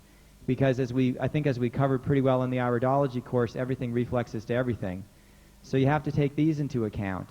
John had a situation before I knew him of a diabetic who had lots of very, very good program. And most diabetics, once you get them on a good nutritional program and do the basic point holding, most diabetics overcome the diabetes, or at least overcome the insulin dependency gradually over a period of months. They get to where they need less and less insulin, to where eventually they don't need the insulin at all. This one particular individual was on a fantastic nutritional program, doing everything by the book, plenty of point holding on the STO points, the pancreas points, the rest of the endocrine system, spinal point holding. I don't know if there was a cranial or not, but just had lots and lots of point holding. And even though there was improvement in other areas, there didn't seem to be a lot of headway with the insulin dependency. I don't know if they'd even gone down at all or not, but basically they were still very much dependent upon the insulin. And John was a bit perplexed by this. This individual had a very large scar on the back in the area of what's called the latissimus dorsi, which is a muscle back here on the back, and which happens to be a reflex to the pancreas. The scar had occurred when, as a child, this individual had backed into a big pot-bellied stove, like a cast iron stove, and had burned themselves quite badly in that area. And living up in the Appalachian Mountains, the folk treatment for a burn was to put kerosene on it. And so this is what had been done. In a point-holding session, this individual went back through that, complete with the smell of kerosene coming out of the body, and filling the room with kerosene smell, and it was a huge room. After going back through that experience, which included the very clear memory of the experience and lots of pain, and of course filling the room with kerosene and all the rest, there was quite a substantial reduction in the scar or scar tissue in that area from the burn, and from that point onward, the person didn't need the insulin. So you have to consider that if you're working in some area. Did y'all hear that? I didn't see too many eyebrows go up there. You guys must have been listening. Okay.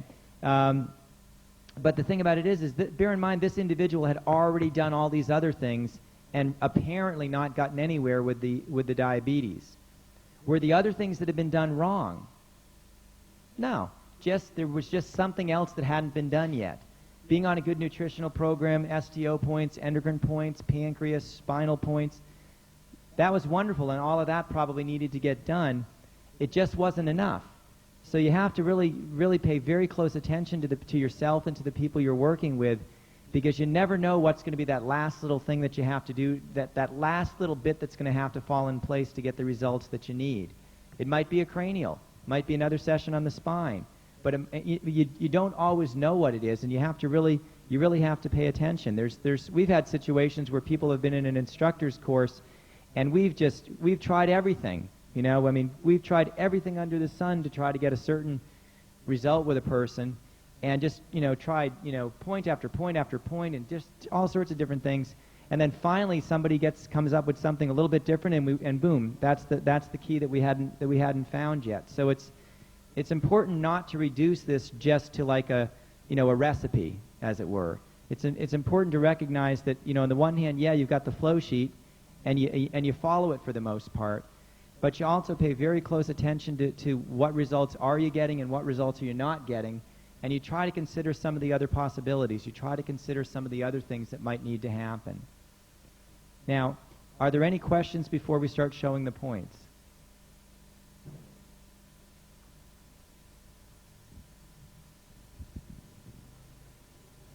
To the mic, please.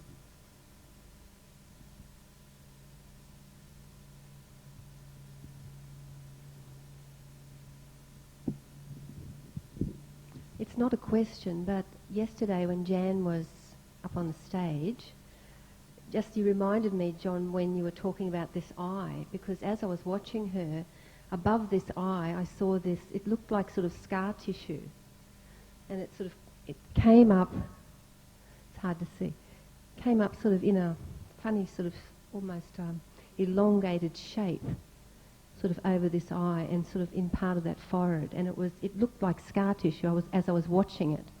It really didn't have, it looked like it didn't have a lot of nerve supply to it as it was sort of starting to come out. But it's gone now. I just thought I'd mention that because I thought, oh no, I must have been imagining it, because then you mentioned the other eye, or the hit on the head was the other side, but mentioning that eye, that's where I saw it, above that right eye. Yeah, that was all. I was sitting back here. I didn't see it. Did anybody else there see it? A lot of things happen during a session, and we've had situations where, in what you would consider a healing crisis in the broadest sense of the word, we've had all sorts of things reappear on people's bodies: diaper rash, poison ivy. Tattoos. It's unbelievable the things that can come back out of the body, sometimes very briefly. We had a doctor by the name of Dr. Joe Bonfiglio. I think you've met him. Yeah. Now, Dr. Joe had a caved-in chest where it just pushed clear in and his shoulders were all forward like this, and he had instrument delivery. Now, while he was what we might call unraveling, his body, as it was on the table, would twist to one side where his legs and hips were out at an angle this way, and he was literally at a right angle. It's just like the hips became totally plastic and moved. And then his legs moved to the other side, where it came off this side of the table, and he moved down here. And he did that back and forth with his head moving from this way, back and forth this way, for maybe an hour or so, just with the point holding, STO point holding. And suddenly his chest started to pop and crack and move forward. We saw these great big red lumps right in the temple where the forceps, according to his memory now, his memory was like a small child just coming out of the womb with the forceps. And his head kept moving back and forth like this. And these great big lumps on each side of the head where the forceps were. It looked like his head was just torn apart. And it had been. Now, after he got through that, this chest that was terribly caved in was straight. His legs no longer, and the hips were no longer like Plastic Man. It was just very, very, very loose, but not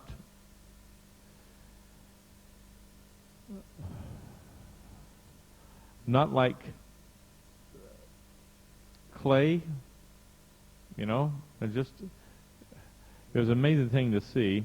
His neck, which was quite stubby like this into the shoulders, grew, became perfectly normal, and Joe he was still a short man, but he was no longer deformed.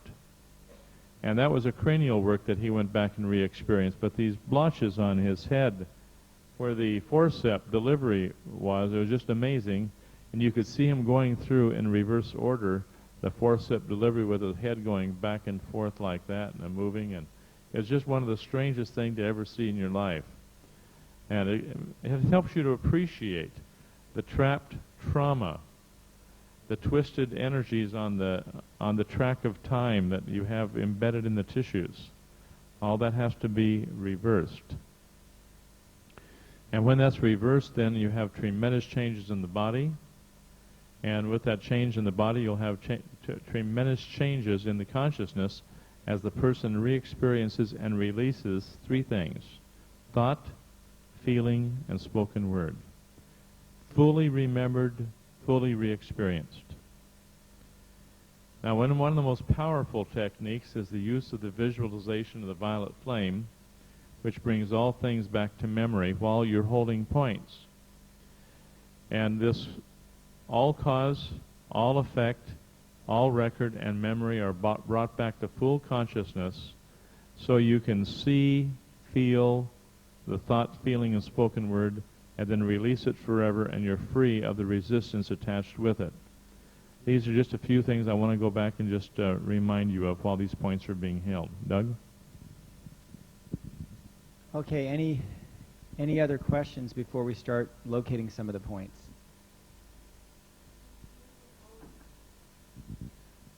Should the people holding the points visualize the violet flame as well as the person whose points are being held? It can certainly help. It's very good if they can do that, yes. Okay, Giannis, thank you for volunteering. If you could come on up here. Is that enforced volunteer or Yeah. prearranged?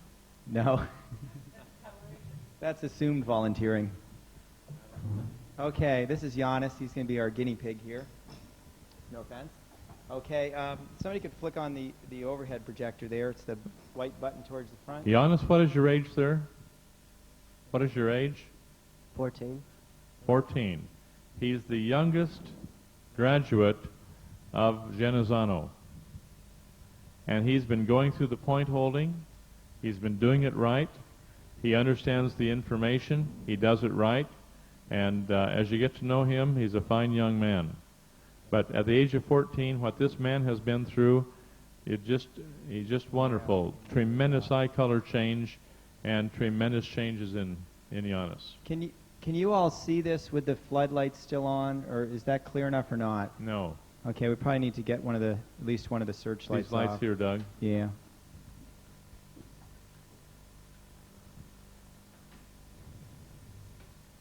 Now, do people have a copy of this foot chart there in your... You all got that? Okay, so you might want to get that out.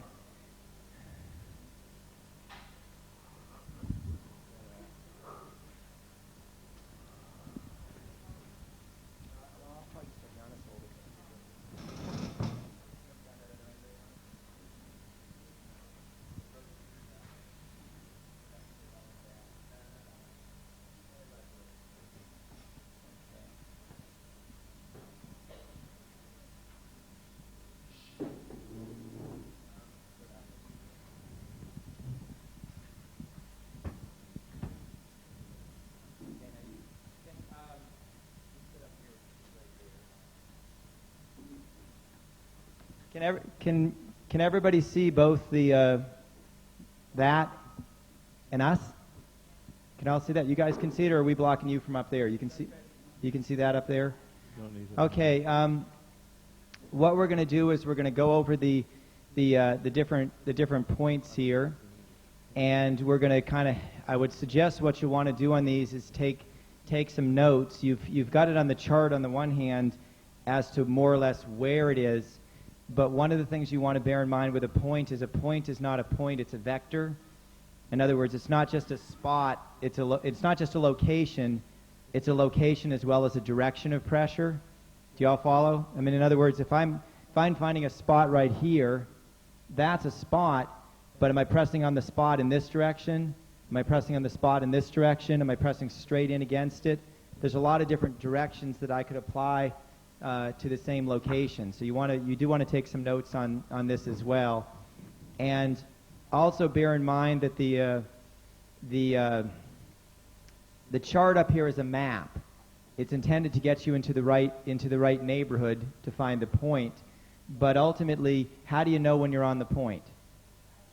It hurts. I mean, once you get into the right neighborhood, once you get close, how do you fine tune a point? Do you use the map at that point once you're in the neighborhood, once you're really, really close? No, you use a combination of feedback from the individual, usually in the form of ouches, and and for many people what you can feel in your own fingers. But ultimately, regardless of what you're able to pick up with your own fingers, the thing is the person there is usually going to have a pretty good idea which way you have to go once you get close enough.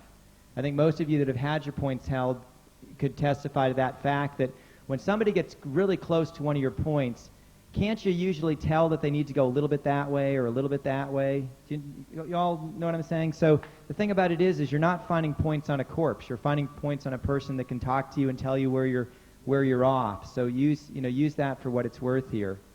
Now, we're going to go through these points here, and Giannis is going to let me know when I've got them. I figure he's 14, so I can probably still take him, so I'm safe here. Okay, so we're going to find if I get into any trouble, I'll get some of you guys up here to defend me. Okay, because I can't see what he's doing back there, you know. Okay, so we'll save the STO for later because I think if we have enough time, we're going to get a bunch of people on tables and have all of you find the STO on 5 or 6 different people. But on these points here, what I'll do is kind of give you a verbal description of them. We'll point them out up here, and I'll find them on Giannis here. In and amongst everything else you're doing, like taking notes, some of you may also want to find these points on yourself, the ones on the toes, because that's often good practice. So you might want to take a shoe off or whatever. I don't know if that's safe, but go for it. So the first one we'll find is the pineal, and it won't quite. Anita's going to point in the general direction. Hold on just one moment.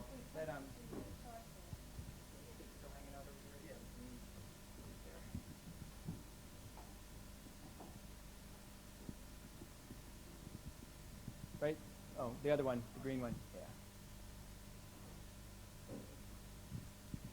Yeah. You'll notice on the bottom of the big toe there, you got 3 different points that are kind of all in a row there. The one in the middle is the pituitary. Then you got the pineal right there, which is on this bottom of the toe, but quite close to the side. And then up on the side there, it's kind of hard to draw it on there, but where that other sort of mark is what would be the hypothalamus, and which is actually on the side of the big toe. But all three of these points are roughly in a line as you move up and down the toe. Like if you can imagine that I took like a big ring and slid it down, smoothly over Giannis's toe, I would pass over all three of those points at the same time. They're all roughly the same distance along his toe. Y'all follow that? Now, yes. This would be true on either foot. That would be a drawing of the bottom of a left foot. But good question though. Almost all of the points that we're going to be dealing with will be found bilaterally. They'll be found on left as well as right. The exceptions are things like spleens and livers, where you typically have only one of them. But most of your points, most every point is going to be found on both, either foot. Just mirror image. But thank you for asking that. That's a good question. Now, if you find the pineal point, you'll notice it's on the bottom towards the other toes. So in his case, it's going to be right over about here. Now, if you feel on the side of the toe there, you'll feel a bit of a ridge, which is really what you think of as the knuckle, where the toe bends. These points are past the knuckle. Not a whole lot, but they're past the knuckle. In other words, they're further towards the tip of the toe than the knuckle, slightly. So that's one landmark you can use. You'll notice if you look around to the top of the toe that these points are fairly close to where the base of the toenail is. I mean, in other words, in terms of how far along the toe they are. But again, just use those as guidelines to get in the right area, and then when you get there, you're going to go by what they can tell you. Now, if I get in on his pineal, the way I would choose to hold his pineal would be sitting this way, because the angle that I want to hold it is, I'm not going straight in on it. I'm actually hooking up to the tip of his toe like that. I got pressure coming up toward, like I'm stretching his toe out a bit. And I find that that's much easier to hold sitting this way with my index finger. I find it a somewhat awkward angle to do with a thumb. Now, we had Izzy do that with a thumb yesterday because we had somebody else over here doing the thyroid in that toe, so she couldn't get over here. But it's a bit of an awkward, I personally find that an awkward angle to try to do that with a thumb. Some people prefer it that way. I leave it up to you, but just bear in mind you may be there for quite a few hours, so find a position that's reasonably comfortable. But what I would do is I would get in here on Giannis, right about here. How's that? Okay? And I've got the pressure straight up. I mean, I'm pulling up towards the tip. Now, that feel right on, or could we have adjusted it a little bit? Right on. Okay, so we're pulling up towards the tip on that spot. So I'm not going to go back in on him again here, but that would be right. Okay, you all see the location where I've got it? Okay? I'm not going to hold it like that, but that's just so where you can see the spot is. I'm going to probably have either my thumb or the meat of my hand here against the back of his toe, so I got something to push against, and I'm just going to give a good amount of pressure up to towards the tip of the toe. Now, how hard do I press? Is it the same amount of pressure for everybody? Okay, what's the rule? As much as they can lovingly and willingly endure. Now, is that going to change during the session? Yes, there will be. I may have to increase the pressure sometimes. I may have to decrease the pressure sometimes. How do I know? I bother to ask, okay? Or he may tell me. Most people will be quite willing to tell you when they want less pressure, but people that don't, and some people will sort of not remember to tell you when they need more pressure. So it is good. Some were very good about that actually, but some will sort of forget that part. So you do want to check in with the person now and again, and really, I mean, the point is you're trying to work the pain out of the point. If you're only giving them like 20% of what they could handle, then you're not working much out, and you're really just kind of, you're not accomplishing what could be accomplished there if you're just kind of piddling along with a very small fraction of the amount of pressure that they could actually lovingly and willingly endure. Now, there definitely are times when they can handle more than you can do. I mean, no question about it, there's times when you're pushing as hard as you can and you just can't push any harder. Okay, that's not the situation I'm talking about. I'm talking situations where you could definitely be pushing harder and they could definitely handle more. If that's the case, then go for it. I mean, get the pressure up and let's get on with it. So we've got the pineal there. What's the next in the chain of command? Are you all set on the pineal? No problems, no questions on that? Okay, you all know the angle up towards the tip? Yes? Okay, so we've got the hypothalamus there. And the hypothalamus is going to be it's going to be parallel with the pineal and pituitary, and it's going to be over on the side of the toe. It will be past the knuckle, towards the tip of the toe. The angle can vary slightly, but how's that, Giannis? But it's usually going to be straight, more or less straight like that. It'll definitely vary. The angle on any of these will, just like the location can vary from one person to the next, so can the angle. But for most people, I would say with the hypothalamus, start off just pressing that way. You may find that you need to give a little pressure that way or a little pressure that way. It can vary. I've seen some people where it'll hurt more if you pull towards the tip. I've seen some people where it hurts more if you push back that way. So, just as you fine-tune on the location, fine-tune on the direction and play around with it a little bit. But I'm just pressing straight over like that way, straight into the toe. And that seems to, now does it hurt more if I go like that? Okay, how about like that? It's about the same in all, if the pressure's equal, it's about the same in all three? Okay, so, I'd probably just go straight in on Giannis. He's been through 6 weeks of this, so he can handle it. No sympathy there. You can feel some empathy if you want. Okay, so hypothalamus is a pretty straightforward one. You're just typically going to come in right there like that on the side of the big toe, right? Right about there, I'd be touching the spot. Okay? Yes. You're pressing in against. Well, you're basically going to be going in towards the bone. Yeah, I mean it'll feel quite hard when you're pressing on it. Yeah. You're not on the knuckle though. You're past the knuckle. You're past the ridge there. But the amount of pressure that you'll apply in these points, it can be pretty vigorous. I mean, you can be pressing quite hard on these points.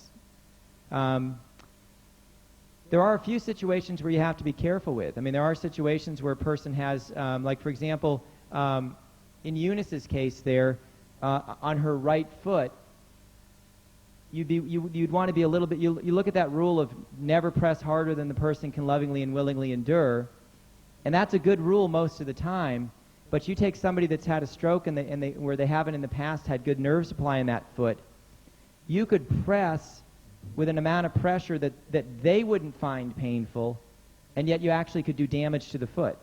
So there are some common sense exceptions to this. I mean, you take a person that's a quadriplegic, and obviously, how much good is that rule if they can't even feel their own foot? So you have to use a little bit of common sense here, and there are amounts of pressure that, I mean, there's very definitely a difference between pain that's being elicited from a point versus trauma that's being inflicted. And of course, one of the most obvious things in all of this is what do you need to do with your fingernails? You need to cut them way, way, way down. I mean, really down as far down as you can cut them, and then file them. Because even when your nails are short, if they've just been cut, they tend to be a bit on the sharp side. So you do want to get your nails cut extremely short, and it's a good idea to kind of blunt the end of them. If some of you need to hang on to a fingernail or two to open letters, we don't typically do much point holding with these guys, with your ring finger and pinky finger. But you'll do an awful lot of point holding with your thumb and your first two fingers.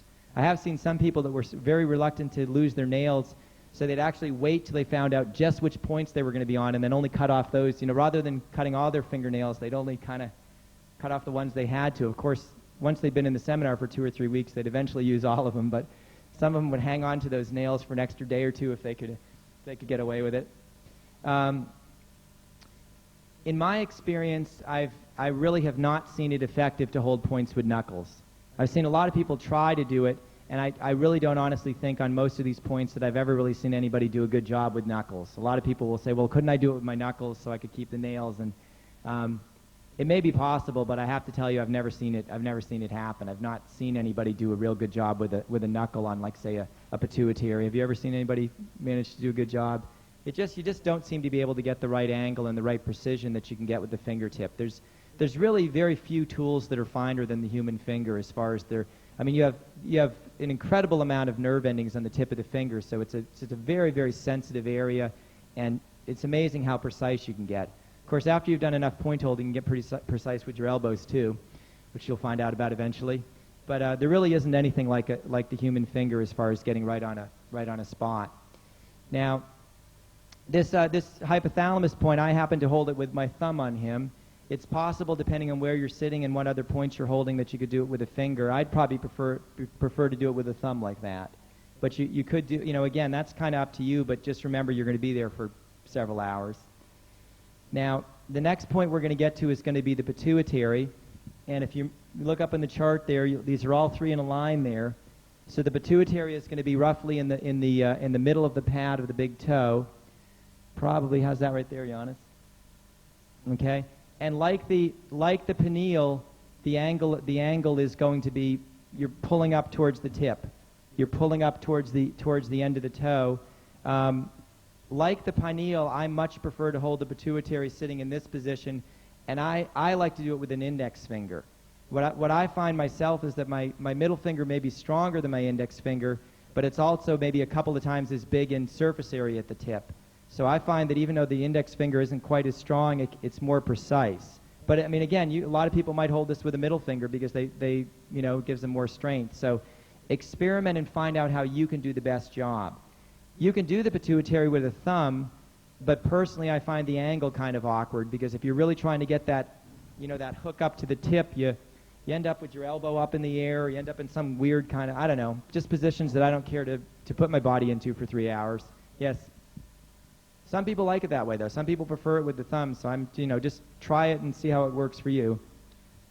Can you actually come off the point to change fingers if you're really hurting? That's a good question. It's really ideal to not break contact with the point, because if you come off a point, because believe me, virtually every time you hold points, your fingers are going to get sore and tired. That's just kind of part of the territory.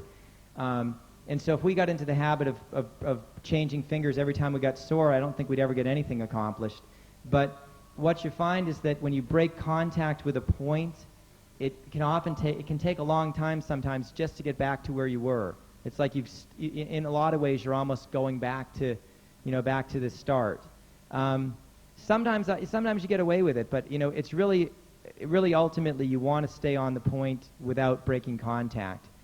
I've seen situations, for example, like you might be holding a spinal point with a thumb, and you might just get to the point where there's just no way you can press hard enough with a thumb, and you're just flat out not getting the job done, in which case it probably would be a wise idea to trade off and use an elbow instead of a thumb.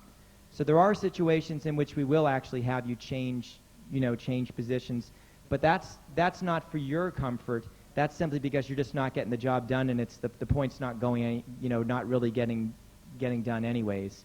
In some situations, it's the bladder being what it is, or sometimes the colon being what it is. Sometimes people do have to get up and leave for, and go relieve themselves, especially if they've been on a point for 5 or 6 hours. So there are situations where you do unplug from a point, or for that matter, the person on the table might have to go. So there are situations where you do unplug and then hopefully pick up in the same spot where you left off. Sometimes if there's a free hand, you actually can have somebody else slide in on the point. You can get up and relieve yourself and then come back and get back on the point.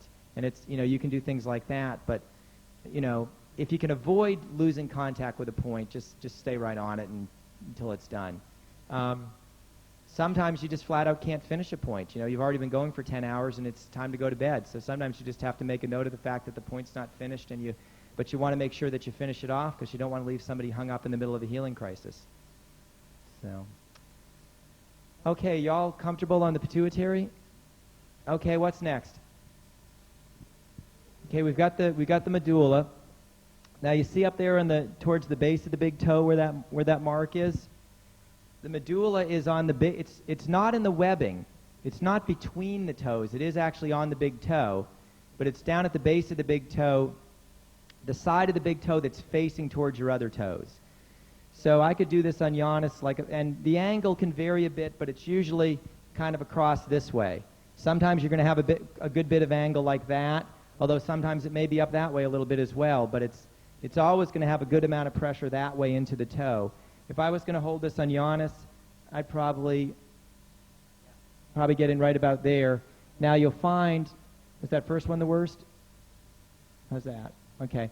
You'll find that there can be a relatively large area for this, and if you look on this, can you sort of hold that for me, Giannis?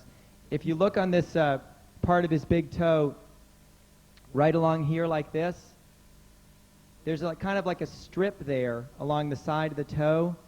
And what I found is for some people, the sore spot will be a bit more, it's on the side of the toe, but for some people it may be more sore on the side, but kind of a bit more towards the bottom. For some people it hurts more if you come back this way towards the top. I mean, it can vary a bit, because you're not really just on a little spot there, you're on a bit of a strip along there.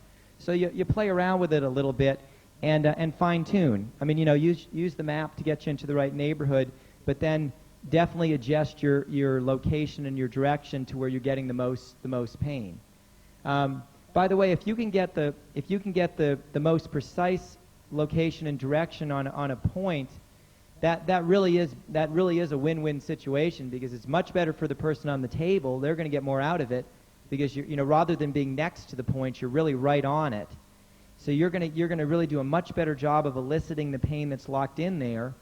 Plus, from your perspective, as a point holder, you're going to get more results with less pressure.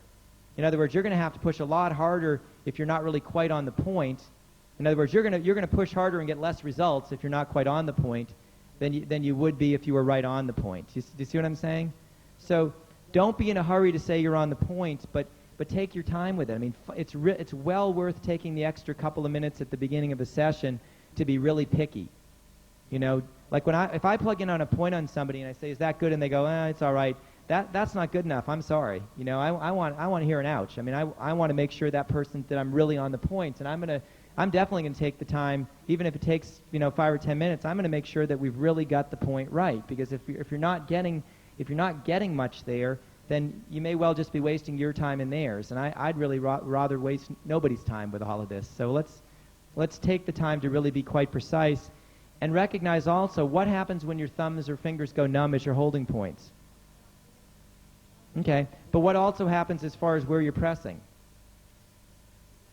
Well, you slide around. I mean, it's very, very common in point holding to find that all of a sudden you're an inch from where you started on a point. So you also have to really, visually and otherwise, you got to really keep on it and make sure that you're staying right in that spot. Sometimes when you slide, you got to just recognize that you're not on the point anymore and just get back where you started. If your finger's numb, you also wouldn't know how much pressure you were applying anymore as well. You would only have the guide of the patient then. You often don't know how much pressure you're applying. You often don't even know that you have a finger anymore, because it gets quite numb. But you go back and forth with that person, and you do the best you can. Sometimes your hand goes so numb, like I might be holding a point here in Giannis, and my finger, sometimes it's not just your finger going numb, you might go numb all the way up to the shoulder. So there's times when you can barely tell what you're doing, so you might be on that point like that, and they can tell you that you're still on the point maybe.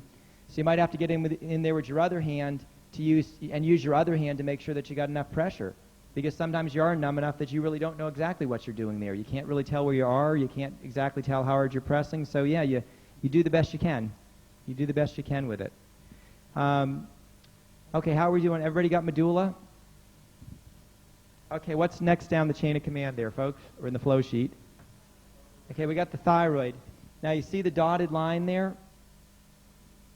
The thyroid is typically going to be along the dotted line, not so much within the enclosed area, but on the line itself. And this will apply on the top of the foot as well.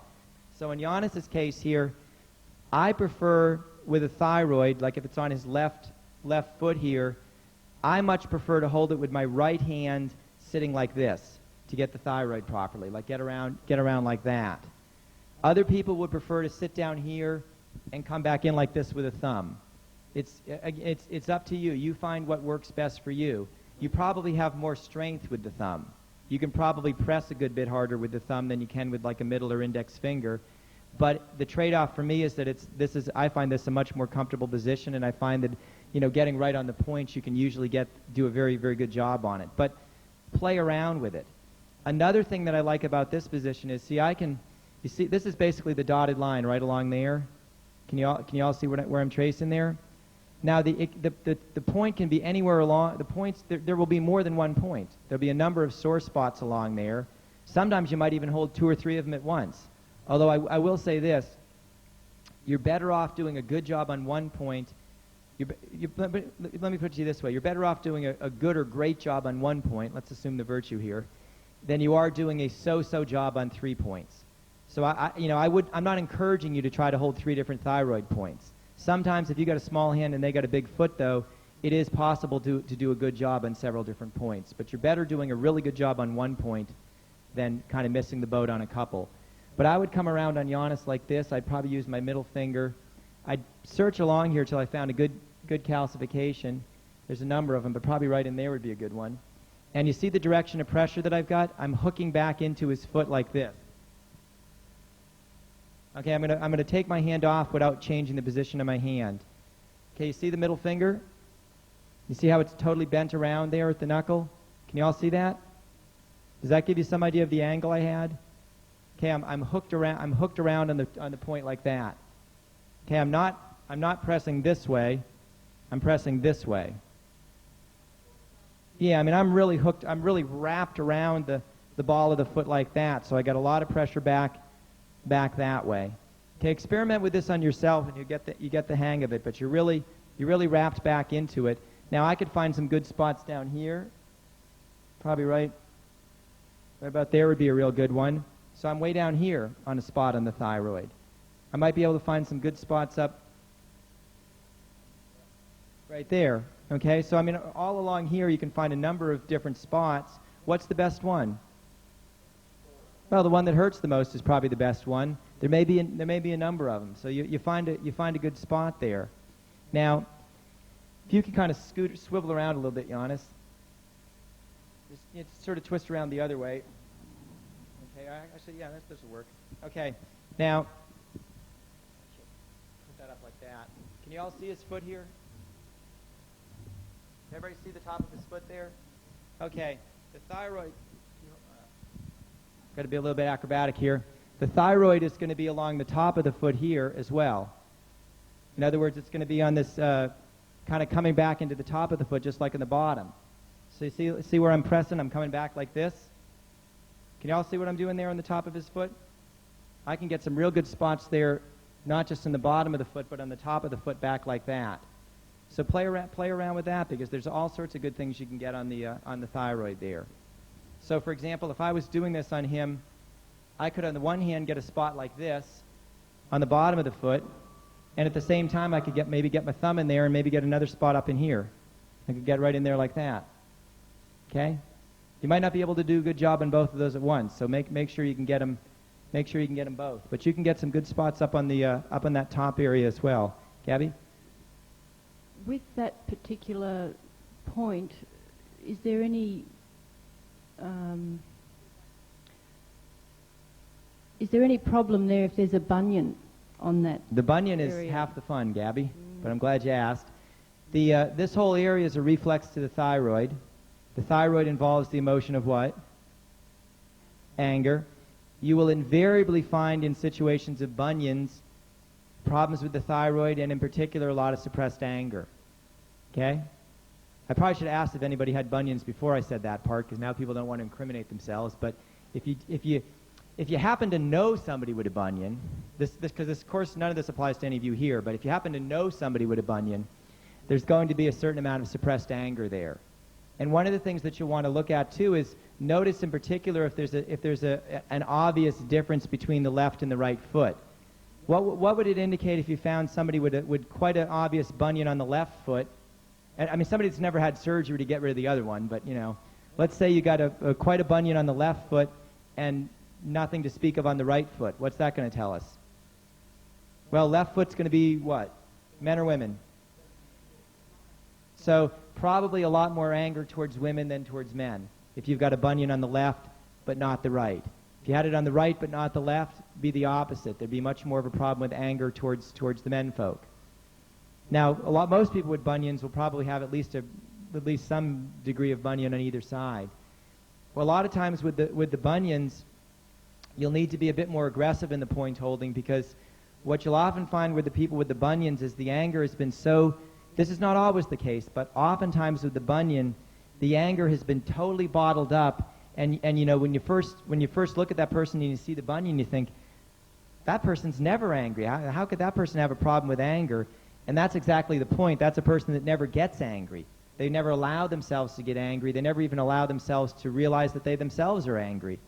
So a lot of times you just have a real suppression of the anger. The person just absolutely can't even raise their voice, let alone scream at anybody. So sometimes what you need to do in a bunion with the point holding is really get in there, like you might have the person's foot down. You might have them lying face down. So just kind of turn over for a second, Giannis. Suppose Giannis had a bunion right here. What you might have to do to really get at it is get in there with the, we say elbow, but it's really kind of the tip of the forearm right here. This part right about here. And what you might want to do is something to this effect.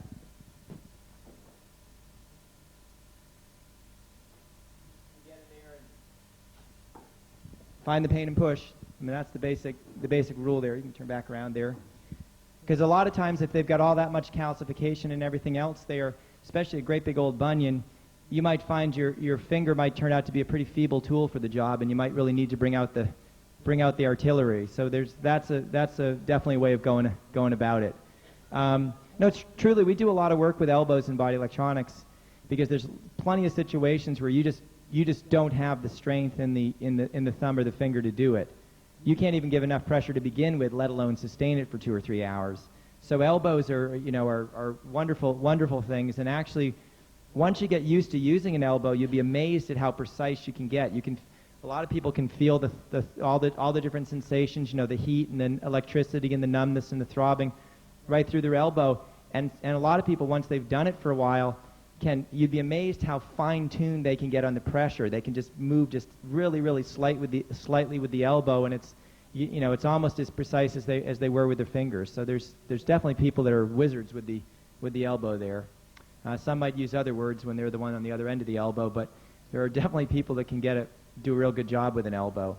Okay, we got the thyroid. If someone has had their thyroid removed, do you still hold the thyroid point, or is there no point? It would still be worthwhile because it's still there in their energy field, but there's always the possibility that they'll actually regenerate the thyroid. There's the possibility that they'll start to restore the function. Actually, I want to since you bring up the thyroid, I do want to mention something here. Suppose you have an individual on thyroid medication. They're taking hormones for the thyroid because the thyroid's underactive. Now, it's just as much of a problem to have too much thyroid hormone going through the system as it is to have too little. Okay, are you all aware of that? You are now, okay? It'd be just like a diabetic. I mean, too much insulin is a problem just like too little insulin is a problem. These are things that are, there's a relatively narrow window there that you have to hit. And too much isn't any better than too little, or is as bad as too little. So suppose you have a person that's been on a particular dosage of thyroid medication that's been relatively fixed for a number of years. What's going to happen if that person gets on this program and the thyroid starts to... I'm not talking somebody whose thyroid's been whacked out, but say somebody who's still got a thyroid, it's just underactive. What's going to happen is they get on this program and the thyroid starts to function a bit more. Right, the amount of thyroid medication or thyroid hormone that they've been taking is no longer going to be appropriate because what's their body now doing? What's their thyroid now doing? It's producing more thyroid hormone than it used to. So they're going to be in big trouble if their medication doesn't get adjusted. The symptoms may not be obvious for a month or two. It's not like with insulin where it's quite obvious if you screw up. With the thyroid medication, it can be a matter of weeks or months before, certainly weeks before anything's real obvious unless it's way out of whack. But you got to really, so what do you need to do if you're on thyroid medication and you get on this, anybody here taking thyroid hormones? Okay, so what do you need to do if you're on this program? Well, eventually take less, but you got to really check. You got to get your blood tested or however you test it. You got to really regulate that quite closely. Same thing goes double for a diabetic. What's going to happen is your pancreas starts working better. Your insulin dose, your insulin needs are going to decline. And if you keep taking the same amount without varying it at all, that's going to be a problem. Now, most diabetics already self-regulate. They already test their own blood. They already vary their own dosage. So I really haven't seen diabetics run into any major problem with this. It's a bit trickier with the thyroid because the symptoms aren't as obvious. They're not as moment to moment. And, people don't have the capacity to test their own levels. One other thing about the diabetic, one of the things you'll find with the diabetic where they've been injecting themselves with the insulin, there's actually going to be a pretty fair amount of the insulin that's stored up in the muscles, like if they're always injecting themselves in the leg. And if their body starts to come up into the unconsciousness and out of the unconsciousness on the program, a lot of that insulin that's been stored up in the muscles and never used can all of a sudden do what? Start getting used. So you can get some massive swings in blood sugar, as a result of the program for a number of reasons, but one of them is this stored up insulin. So you have to really, really take the time to, anybody who's on thyroid medication or insulin or anything of that nature, you really have to take the time to educate that person thoroughly, because this is not something that you want to take lightly. You can definitely run into some big problems here if you just kind of, what's the saying, fools rush in where angels fear to tread. You got to make sure you know what you're doing here, because you're playing with either your own life or somebody else's if you rush right in without knowing what's possible here. Okay? What about somebody who's on medication? Should they stop taking their medication? Not in most cases. They need to be very, very careful there, because there's situations where if they stop taking their medication, it would be fatal. So you have to really and how many people here have much in the way of training in medication? I don't. I mean, most of us here, we got some nurses here, but I think most people in holistic, or alternative health, we're really not trained in that. That's, I mean, if you came up here and told me the name of the medication you're on and asked me if it was okay to go off it right away, or, whether you needed to do it gradually or whatever, chances are I wouldn't really know, because there's so many different medications out there, and that's a whole field in and of itself. So you really need to work with a hopefully whoever puts you on the medication in the first place.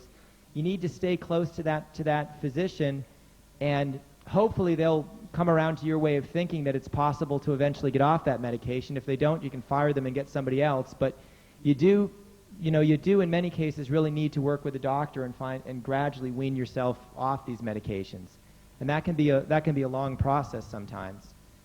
Okay, what do we got next? Okay, we got the thymus and the heart. Now, we've got those here on the bottom of the feet. By the way, these points that are on the bottom of the feet are also located where? Okay, on the top of the feet. So we're going to have right here what? Okay, your thymus, so basically your thymus is between these two toes, right about there. And then your heart is going to be between the next couple of toes, right about there. And these points can be held as a C-clamp. In other words, I can hold this on Giannis top and bottom like that. Okay? See how I got them like this? I can pick them up. I got the top and the bottom of the foot there like that. And actually, in many people, it's going to be, which is it more painful on, top or bottom? Top. It's often more painful on the top, because a lot of the pain gets worked out on the bottom just from walking. So you want to with these points on the bottom of the foot, if you can, you want to try to get them on the top as well, because you get some real good results there with what we call a C-clamp. You see what I mean, like that? You hold with a thumb and a finger, top and bottom. Now, we showed you some, on Eunice, we showed you some other another thymus point and also some heart points. I want to go over those again. If you could just take your shirt off there, Giannis. Now, you remember we had that chart up there yesterday? Remember we had that chart up there yesterday with showed the rib cage and the sternum?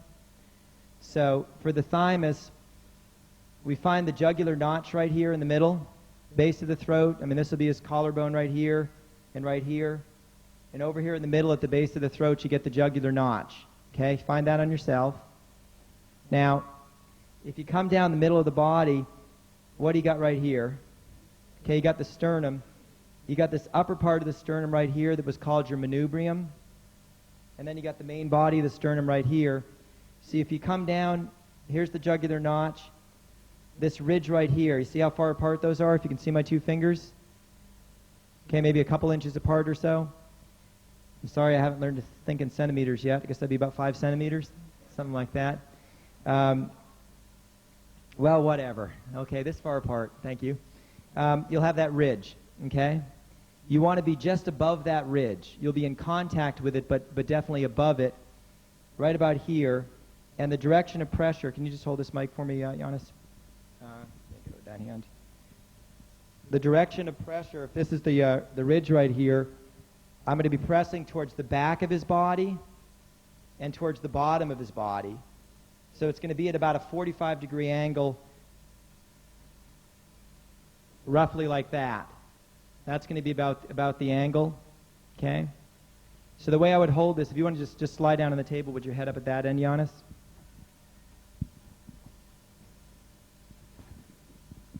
So here's the ridge right here. Now I would get right like that. How's that, Giannis? Yep. You see the angle I got like this? Okay, I'm going to the back of his body, and I'm going to the bottom of his body at about a 45-degree angle. If this is the ridge, okay, if this is the ridge here, I'm not going to be, just hold a finger up there like that, Giannis. Okay, just hold it right like that. If that's the ridge on him, I'm not pressing on the front of the ridge. I'm pressing on the top. Okay? Do you see what I mean? I'm not coming in on the front of his ridge. I'm coming in against the top of it, and I'm coming at an angle like that, about a 45-degree angle, about like that. So here it is again. He's got the ridge right here. Why don't we just hop up for a second, Giannis? Just swing the end of the table around there. Just hop off the table for a second. Just swing that end around a bit. Just keep this end here and swing that end towards. Okay. Now hop up again, same way. Okay, just lie down again. Giving Giannis his exercise. So I picked somebody young here. Okay? So I got the jugular notch right here at the base of his throat. And here's the ridge right here. So I'm just going to come in against the top of it like that. You see how I got that point? I'm right in the midline of his body. I'm going to come right like that. And this point is usually a good dull ache on most people when you get it right. It isn't typically, in my experience, as sharp as a lot of the other points are, but it's a real good dull ache. Are most of you finding that one on yourself? Find that jugular notch and come down a bit and give it a good angle like that. Y'all found it? It's usually right in the middle. It's usually right in the middle there. Okay? Hop up for a second, Giannis.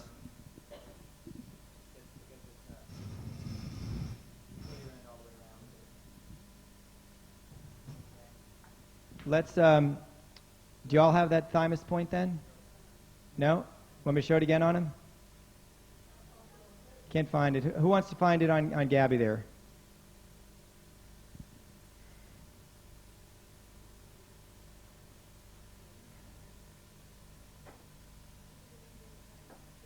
It's a bit of a ridge there usually. Some people, if you find this ridge, on some people it's very prominent. Some people the ridge really sticks out maybe quarter inch or so. Other people it's virtually flat there and there isn't much of a ridge. So it is going to vary. It is going to vary a bit. But you're usually about that far down. Usually about that far down from the base of the throat. Yeah, that's the expression we're looking for.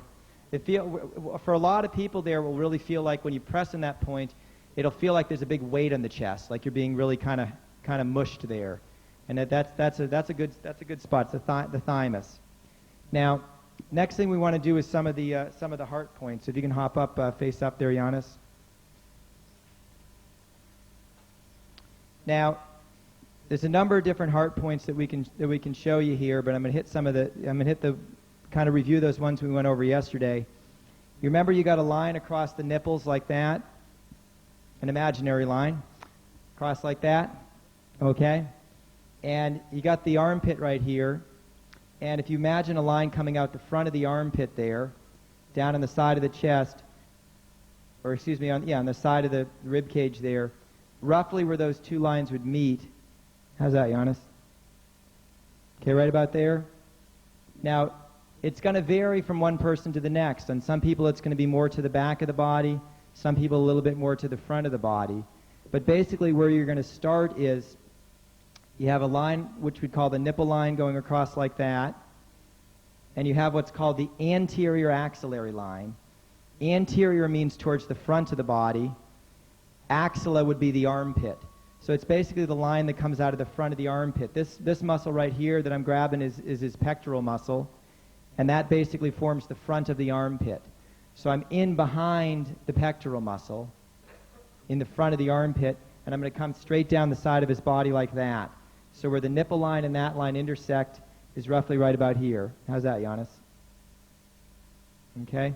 So you see where I got the finger right there? That's the first place to check.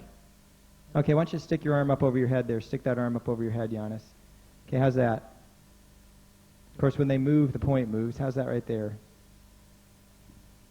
Yep. Okay. So you see where we're at right there? It's going to vary a bit from one person to the next. When you got it, it should be pretty obvious. I mean, I think if you'll find this on yourself, you'll find that when you have it, you definitely know you have it. Does anybody have trouble finding this heart? It's a heart point. Anybody having trouble finding this on themselves? It's pretty tender on most people, so it's when you got it, it should be pretty darn obvious that you got it. Now, if we came a couple inches up along that anterior axillary line into the armpit, we're going to have the heart firing point, which we went over yesterday. So that's going to be roughly up in that area. How's that? Yeah, right about there. Okay, put your arm up over your head again. So roughly up in, how's that? Right there? Yeah. Roughly right about there. It's going to vary from one person to the next. But you come up along that same line a couple inches into the armpit. Why don't you put your arm back down again? You're typically going to hold this. The person's going to have their arm down most likely when you hold it. So you're basically going to come down into the armpit there and get them right about like that. Okay? Now, another very good heart point that you might all want to know is actually on the sternum in the center of the body, directly midway between the two nipples. Okay? In other words, just right straight between the two nipples, and you press straight to the back of the body. How's that, Giannis? Yeah. Okay?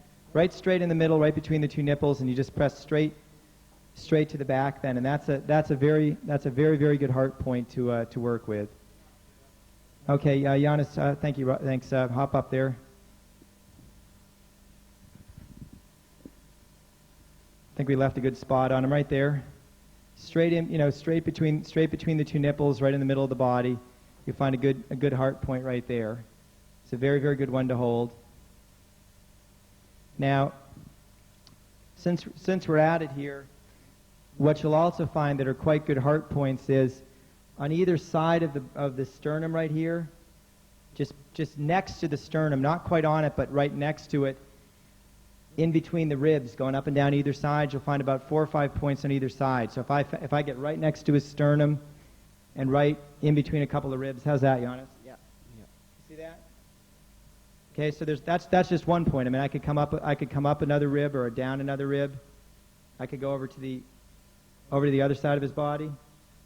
Got a good one. I think that first one was the best, right there. Yeah. Yeah. Thought so. So there's a lot of good ones there, and those are all heart points as well. So you have about 4 or 5. If you look at a diagram of the rib cage and the sternum, you'll see your ribs are coming in here against the against the breastbone. So you're basically getting just next to the breastbone, just beside it, and in between the ribs. So you got a series of points up and down either side like that, and those are all excellent heart points. Any questions on that? Yes. This one here in the middle, between the two nipples, will work as a heart firing point. Good. Yes. The one right in the middle between the two nipples right here will also work as a heart firing point. Yes. Okay. So we've gone down through the scale of emotions. What level are we at now if we're at the heart and thymus? Okay, so now we're going to move down to grief. So what do we got? We're all going to be victims here? Okay, we'll move down to grief. We got the pancreas and the adrenals.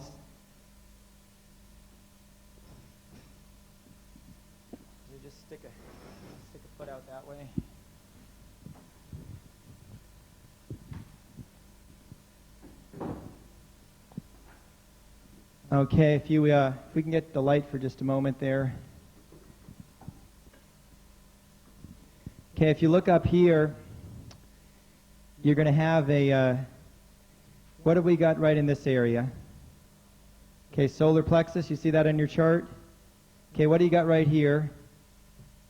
Adrenals. What do you got right here? Kidneys. What do you got right here? Okay, so basically right here in the middle, it's a bit of a mess, isn't it?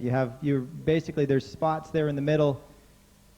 There's an area right here in the middle that's not all that big, where it's a little hard to tell just what you're on, right? I mean, you got a good sore spot there in the middle, and I mean, like say you're right in this area. Well, you could be on the pancreas, you could be on the solar plexus, you could be in the adrenals, you could be on all three of them, really. So it's a little bit tricky there in the middle. But the thing about it is these all reflex to each other anyways. If you're working on the solar plexus, what does the solar plexus do? What's the relationship between the solar plexus and the pancreas and the adrenals? Well, it's a nerve plexus, and it in certain sense governs the pancreas and the adrenals. Or at the very least, you could say it's related to their nerve supply. What's the relationship between the pancreas and the adrenals? Aren't they a bit of a reflex? I mean, that's, they're the things that regulate your blood sugar.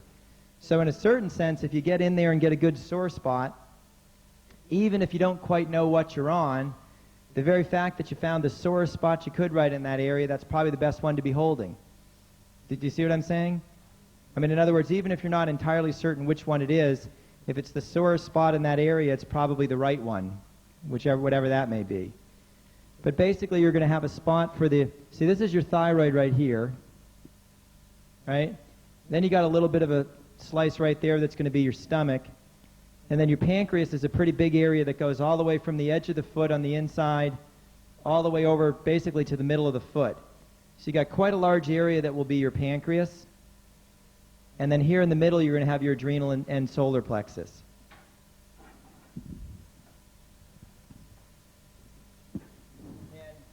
I mean, I could hold this with a thumb from down here, or I could hold it with a finger from back there. I would probably typically hold these with a thumb. I'd probably sit facing back this way. I'd probably sit facing his feet and go like this with my thumbs, because the direction on these is pretty much just straight into the feet like this, and I'd probably be able to get more pressure that way. Of course, if I did that right now, you wouldn't be able to see the points, so I'll show you with my fingers. But I would probably, if I was holding these on him, I would probably sit this way, sit facing back this way, and just get right in there with a thumb or two on the points. Now, you remember his thyroid is right about here. Got a little bit of a space there for the stomach there, and so then this is going to be the pancreas right in here, where these two fingers are overlaid, right about in this area. So if I play around in that area a little bit, what you'll find after a while is you get a pretty good sense of where it's going to hurt even before you press. But he's probably going to have a real good spot right about in there. And a good one right there. Yeah. He's got some good ones in there in the pancreas. Yeah. He's got some good ones in there in the pancreas. So you find you play around a little bit and you find the one that's we got options A, B, C, D, and E, but I think that's the best one right there. So you play around there until you get yourself a good one. And again, especially with an area as big as the pancreas, don't settle for the first sore spot you found, because the one that's the most sore on him is about the third or fourth one we played with, And any of the other ones were decent points, but this one right here is, I would say, that one right there is far and away the sorest one on you. Is that correct? So it's worth checking and double checking, because this is a much better spot than the other ones were. Now, if I come further over here into the middle, I don't think any of them are going to hold a candle to that pancreas one, but you probably have your adrenals right about there, probably right about in that area.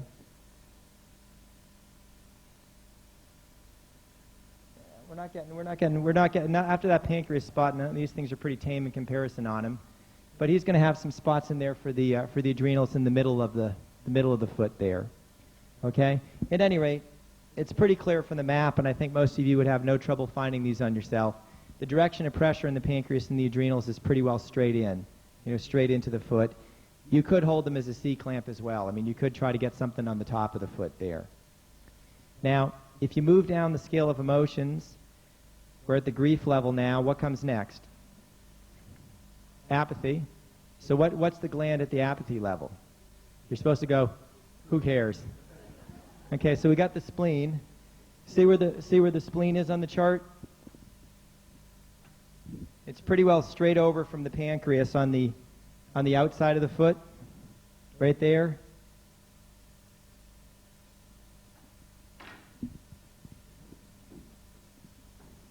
Now, which foot is the spleen going to be on? It's going to really just be on the left foot in most cases, because you probably only have one spleen and it's probably over on your left. So the corresponding spot on the right foot would actually be a reflex for what? Be for your liver. Be for your liver. The kidney's there in the middle, down below the adrenal and solar plexus. So basically you figure you're in this area right about here, and roughly in that area is going to be the spleen. You may or may not get a lot of pain on the person there. You get anything on you there? Yeah.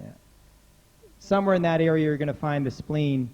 One of the things that you'll find if you look at the way the foot is structured, the parts of the foot along here that bear the most weight, particularly when you're wearing shoes, what happens to the pain that's in those areas of the feet? It gets worked out a bit more. I mean, most of us, I think, here probably wear shoes a good bit of the time. So we're working more of the stuff out, whereas this part of the foot right in here is going to be more tender on most people because it's not bearing the weight. So it may be a bit tougher to get some pain over here in the spleen, which is kind of out here, than it would be here in the middle on, say, the pancreas, because you're not working that out. Now, you get somebody that spends a lot of time walking barefoot on sand, you may find that their feet are very, very flexible, and even though they have good feeling in the feet, there may not be as much pain because they've done what? A lot of it's being worked out on a regular basis just by going barefoot. Okay, we come down the scale. What's below the apathy level? Okay, unconsciousness. People have no trouble remembering that one, I've noticed. Okay. What you'll find with the unconsciousness, you're dealing, of course, with the reproductive organs, which people usually don't have any trouble remembering either. And the spots for these are actually on the sides of your ankle or heel here. So if we can get you to kind of hop up a bit and...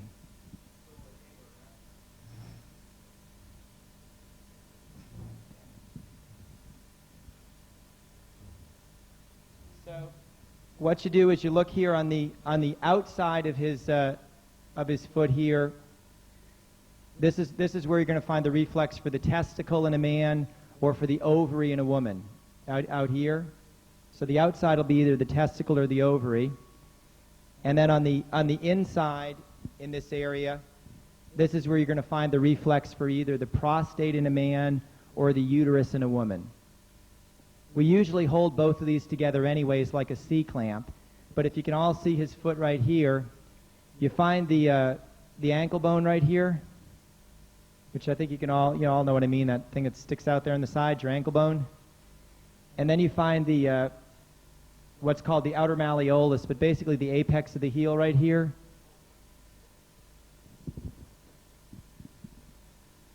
Okay, here's his ankle bone right here. Here's kind of the apex of the heel right about there. And if you kind of draw a line across there, it's about midway right there. It's kind of the low spot, or the spot where it dips in the most, which should be right about there. Yeah. So that's the spot. I'll just mark it so you can see it. That's the spot right there. That'd be for in his case, for the right testicle, right in that spot. Can you all see that? Okay. Now over here on this side, same thing. We got the ankle bone right here. We got the inner malleolus right here. You go between them like that, about midway. How's that? Okay. So that's going to be the spot for the prostate right there. You all see that? It's usually a pretty good sore spot on most people. Now, if I were to take those two spots together and stretch a rubber band across the top of the foot like this, right across the top there, kind of bend your knee there. If I were to come right across the top of the foot like that, you all see what I mean? Okay, in a man, that's going to right along there. That would be the seminal vesicles across the top. In a woman, it would be the fallopian tubes. You'll find a lot of women who have scar tissue in the fallopian tubes from previous experience, maybe they had an illness or, pelvic inflammatory disease or something or another that's giving them scar tissue in the fallopian tubes to where maybe they're unable to conceive as a result of this. You'll find they'll often have all sorts of little calcifications and scar tissue on the reflex area on the foot. And you may find that if you can dissolve that you'll get changes in the fallopian tubes to where now things will work properly there.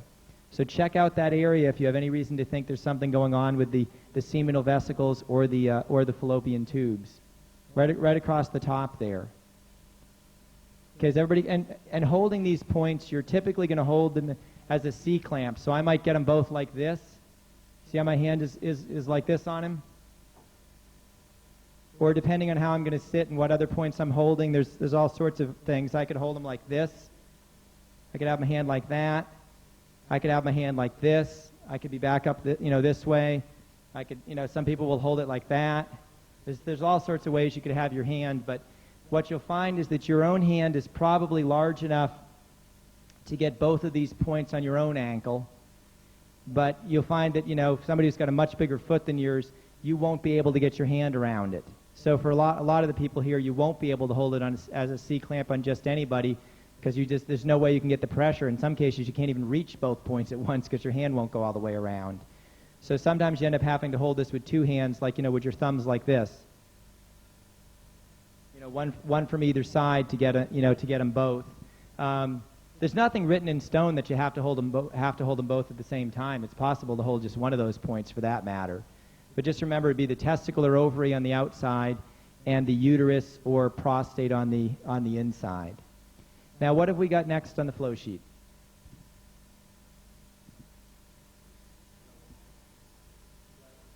Okay, we've got some of the major organs. The bladder's going to be down here, further down the foot. You see where that's located right there, just past the pancreas? Yeah, push that up just a wee bit.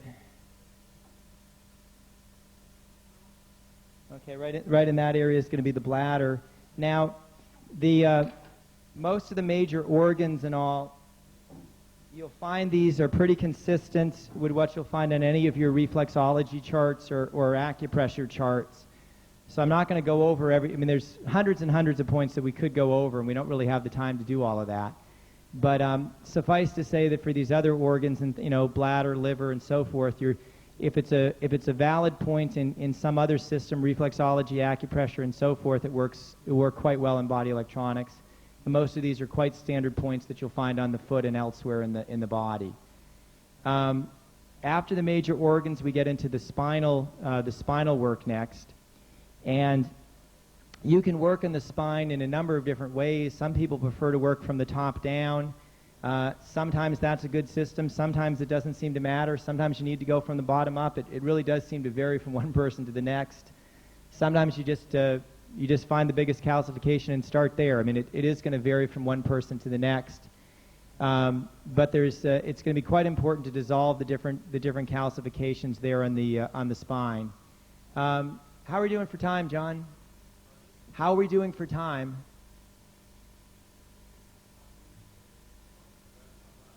Okay.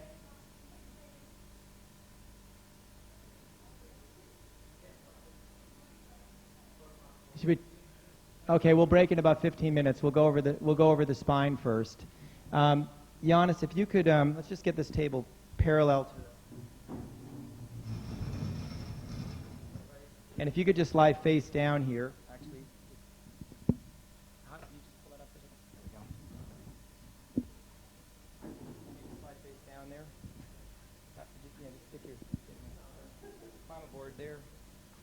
Okay, with the spine, we're typically going to check the person's spine over. You can do a certain amount. Certainly a very valid thing to do is to just check them out physically. Examine the spine and find out where the curvatures, calcifications, distortions, and problems are. Another thing that's also quite valid is to find out where they have problems in the body, which organs and glands, read the iris and the sclera, then go to your chiropractic chart and see what would be the associated areas of the spine and check those areas out. You also ask the person where they have problems. I mean, some people would say, well, my low back is a mess, or my neck, or, you know, between the shoulder blades. So you basically take all of these pieces of information and kind of put them together and go from there. Typically on holding on a vertebrae, whether you're doing it with a thumb or with an elbow, the pressure or the direction of pressure is going to be about like this. In other words, you're going to press to the center of the body and to the front of the body at an angle, you know, about like that. So you're typically going to come in against the side of the vertebrae at about an angle like that. The angle can vary considerably. Sometimes you got to apply a bit of pressure that way or that way. It's going to vary, you know, depending upon the calcification you're working on. But you're typically going to come in at an angle like that. Now, in Giannis's case, I might be able to get plenty of pressure with a thumb, and that might be all I'd need. If I was working on Simon, for example, I might not be able to get enough pressure on Simon to get the job done with my thumb, in which case I'd have to use an elbow. Now, if I'm going to hold with an elbow,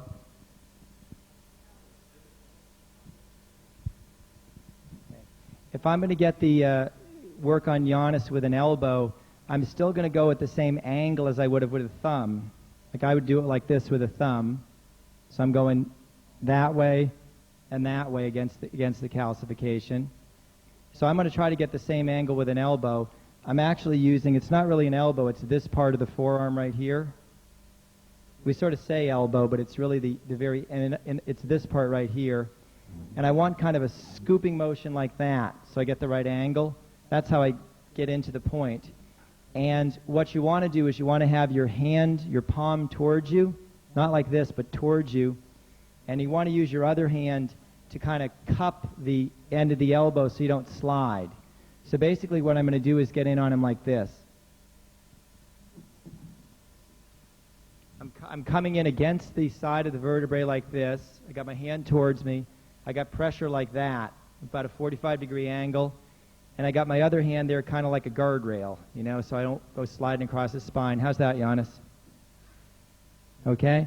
And as long as I got my other hand there, I'm not going to slide. I'm not going to go like, you know, shooting across his spine, which is definitely not healing pain, but just more trauma for him to go back through. So I'm going to get in there with an elbow like this. I'm going to get right in. I'm holding I've got my thumb right where I want the elbow to go so I can mark the spot. Get the elbow in against it. Get my hand in there to keep me from sliding and get in there like that. How's that, Giannis? Okay? And I got the angle right about like that. You'll be amazed after you've done this for a while how precise you can actually get with an elbow. It may seem... When you say like that, you can't pick that up on the tape because they can't see it. Yeah. But I would say roughly, approximately 45 degrees and show from the shoulder down to the elbow. Yeah. Roughly a 45-degree angle. If you notice when you get in there like that, since what you're trying to do is get the angle, 45-degree angle, you want to have that same 45-degree angle from your elbow to your shoulder. In other words, if I'm on the point,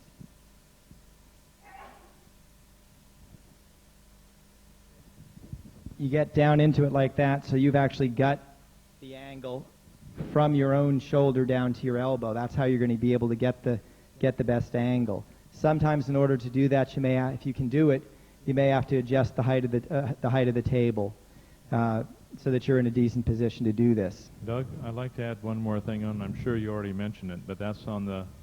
You're going to have to look carefully at the iris of the eye first to see if there's any black or even brown in the spinal area. If you have a spot there from the pictures that we dealt with in the iridology class, and there's any black or brown there, leave that back area totally alone and don't touch it. But check with the iridology and check the sclerology to see if there's any indicators or markings. Now, that's very important because if there's black, for sure, you probably have some sort of degeneration of disc and or bone structure, and you don't want to mash that bone structure there because you can leave permanent damage on the individual.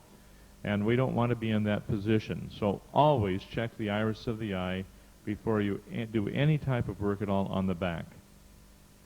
Okay, and the, yes?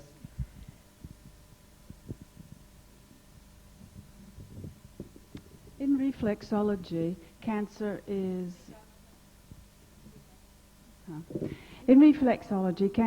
a no-no for touching the bottom of the foot. Is it so in body electronics? You want to avoid pressing right on the cancer itself. Like, for example, if you know a person's, or if you even suspect a person's got cancer in some area, you don't want to press directly on that because you run the risk of spreading it. It's okay to do the point holding on the foot, but you don't even want to touch the person at all until you've got them well contained nutritionally. I mean, in other words, to do any of the body electronics at all on a person that might have cancer, you want to make sure they're on a really good nutritional program, and in particular that they've got all the things like the proteolytic enzymes and so forth that are going to eat up the cancer. But it's not going to be a problem to do the point holding on the foot, provided that you've got all the nutritional stuff in place first. Now remember, from a hologramic point of view, you're not dealing, this point is for that. But when you're dealing with the hologramic point of view, you make sure that you get all of your endocrine glands done on the sheet in the order in which it's indicated. And then when the hormones are all there as a catalytic agent, then the body will go into a very definite healing mode and the cancer will go into regression. And so you're not worried about the cancer. You're worried about getting the nutrients to the cell level in a nutrient saturation. You're worried about getting oxygen to the tissues, and you're mostly worried about restoring nerve supply and circulation into the area, and the cancer take care of itself. You're not treating cancer. You're simply getting the diet, getting the nutrition taken care of. Stay away from any cooked food at all, because your cooked food, of course, will destroy the enzyme level and will actually bring about a death level in the food that you're eating. But eat nothing but fresh and raw. Eat a tremendous amount of that which will restore the nerve supply, which we talked about 2 weeks ago on the Health and Human Mind class. But be sure, under all circumstances, not to directly treat the cancer. You're not treating cancer. When you treat the body correctly, the cancer just simply withers up and dies. Okay? It disappears. It goes into regression.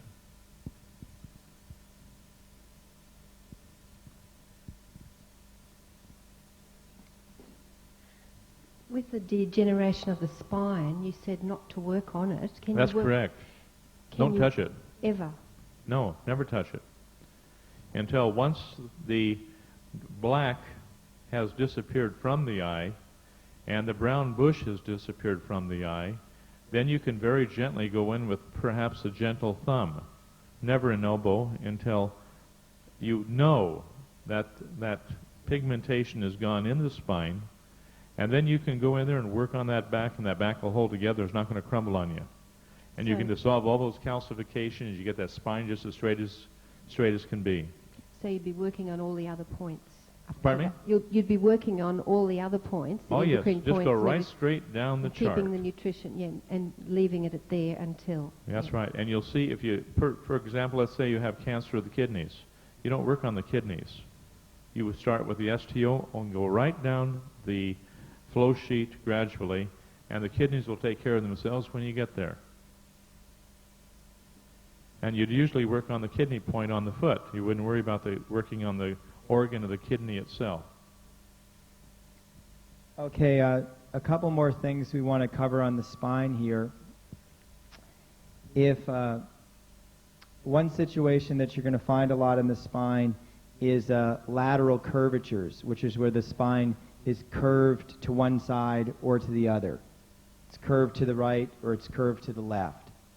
So I want to show you just a couple of things that you can do with your curvatures. This is better known as a scoliosis. If he has the curvature, the scoliosis, say coming towards me, if he has the curvature coming towards me, towards his right, coming this way, then let's say that right here is the extreme point of the curve, let's say this is where the curve is the most, pushed over towards the right, then I could hold points directly at that extreme point of the curve, pushing back to the center. So in other words, if he's curved here to the right, then I'm going to come from the right side at the extreme point of the curve and push back to the center. If he's curved over to the left, then I'm going to go around to the left side to the extreme point of the curve and hold points to where I'm pushing back to the center. Now, some people will have an S curve, like this, where it goes to the, might go to the left above and then over down, a little down below it to go off to the right. Some people will have a curve where, part of it goes one way and part goes the other. Well, if it goes to the left at the top, I'm going to get over in the left and hold the extreme point there, and maybe have somebody else come down a little bit lower on the right where it's curving over this way. So you can take care of the extreme points, both extreme points on an S curve. Do you all follow that? It's pretty simple, really, and that's pretty much common sense for most people. Now, there's another thing you can do for spinal curvatures that's very, very important. If you've got the, let's say he's got a curvature or a scoliosis going to his left. If it's going to his left, then I'm going to hold points in the right cheek, the right gluteus, right down in here. So you're basically on the side away from the curve. If he's curving, if his scoliosis goes to the left, I'm going to work on the right cheek. And this for some reason seems to be very good at straightening out curvatures, scoliosis. So if he goes to the left, get the right cheek, the right gluteus. If he goes to the right, you'd get over on the left cheek. And you're going to come in pretty much in the middle of the cheek, and it's at what we would refer to as like a triple 45-degree angle. It's right about, if you see me like this, how's that, Giannis? Okay? You see the angle now you see the angle from my shoulder to my thumb? Okay? I'm about halfway between going this way towards medially towards the middle of his body and going superiorly or towards the top of his body. In other words, I'm at a 45-degree angle. How would you like it? Okay, hop up a second there. So just keep that end and swivel this guy that way. Oh, no, leave that one there.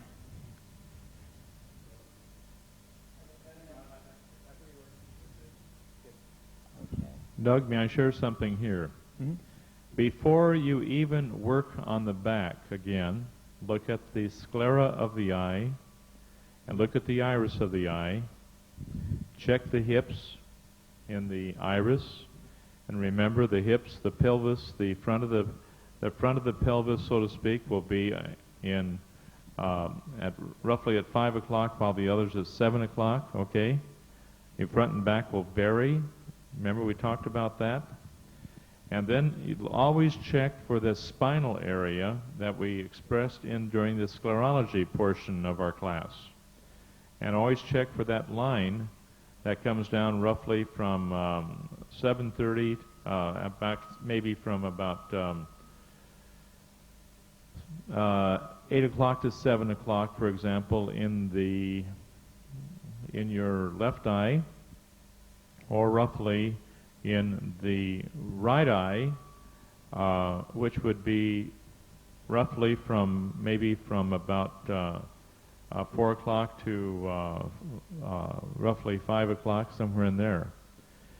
And check for that line, which is a straight line which is perpendicular to the indicating lines at those points. You get all that down. Now that'll tell you where the curve is or where the muscle spasms are in the muscles, which will then pull the vertebrae out of alignment, and you'll be fine. Now, Doug, would you please show with your elbow, which is my preference here, on working on any type of curvature of the spine to where you get the proper pain level. I cannot get the pain level personally with my thumb, and I have to put my elbow in there, and I'd really like to have Doug show you how that elbow is placed. Let's say for a curvature, Doug, if you would, sir, on the right side. For the video, where do you want me, on this cheek or this cheek? Over here? Okay, so we'll have a curve going to his left, so I'll be over on the right cheek. Now, I want to be at a 45-degree angle that's midway. This would be going superiorly towards the top of his body, the direction I'm pointing now. This would be going medially towards the middle of his body. I want to split the difference. Okay, 45-degree angle, so I'm going at this direction. Then I also want to be at a, if you imagine this plane right here, and you imagine a plane like this, I also want to be at a 45-degree angle between those two.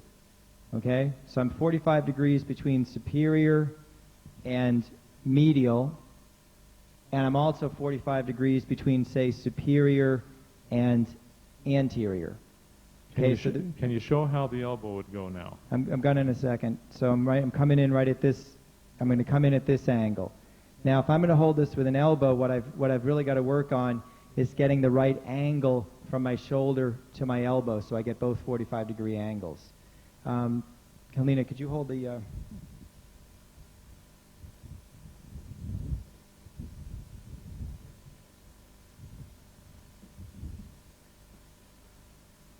What I'd use on the right side, I'd use left elbow.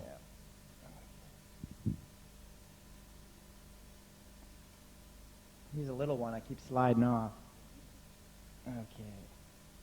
How's that, Giannis? Gotcha? No? Yes or no? No.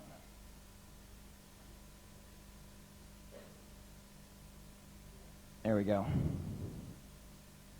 I probably have to fine-tune the angle a little bit, get a little further back that way. How's that? There we go. Now you see how I got both? Now in his case, I'm also actually kind of holding the other side of the table so I don't push him right off the table.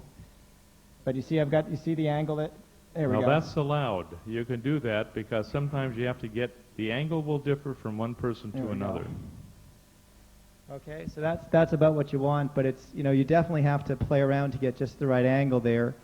And I had to get pretty crouched down to get the right angle, and even to get the right amount of pressure, I was going like that on the far side. But you notice to get the right angle, you're going to have to really maneuver your shoulder around properly so that you can get in on that right angle on him. Now, on some people who are relatively slender in build and where you can get right in there, you can get pretty decent pressure with a thumb. But you'll find that the majority of people, you just won't be able to do it with a thumb, so you're almost always going to use an elbow on this point.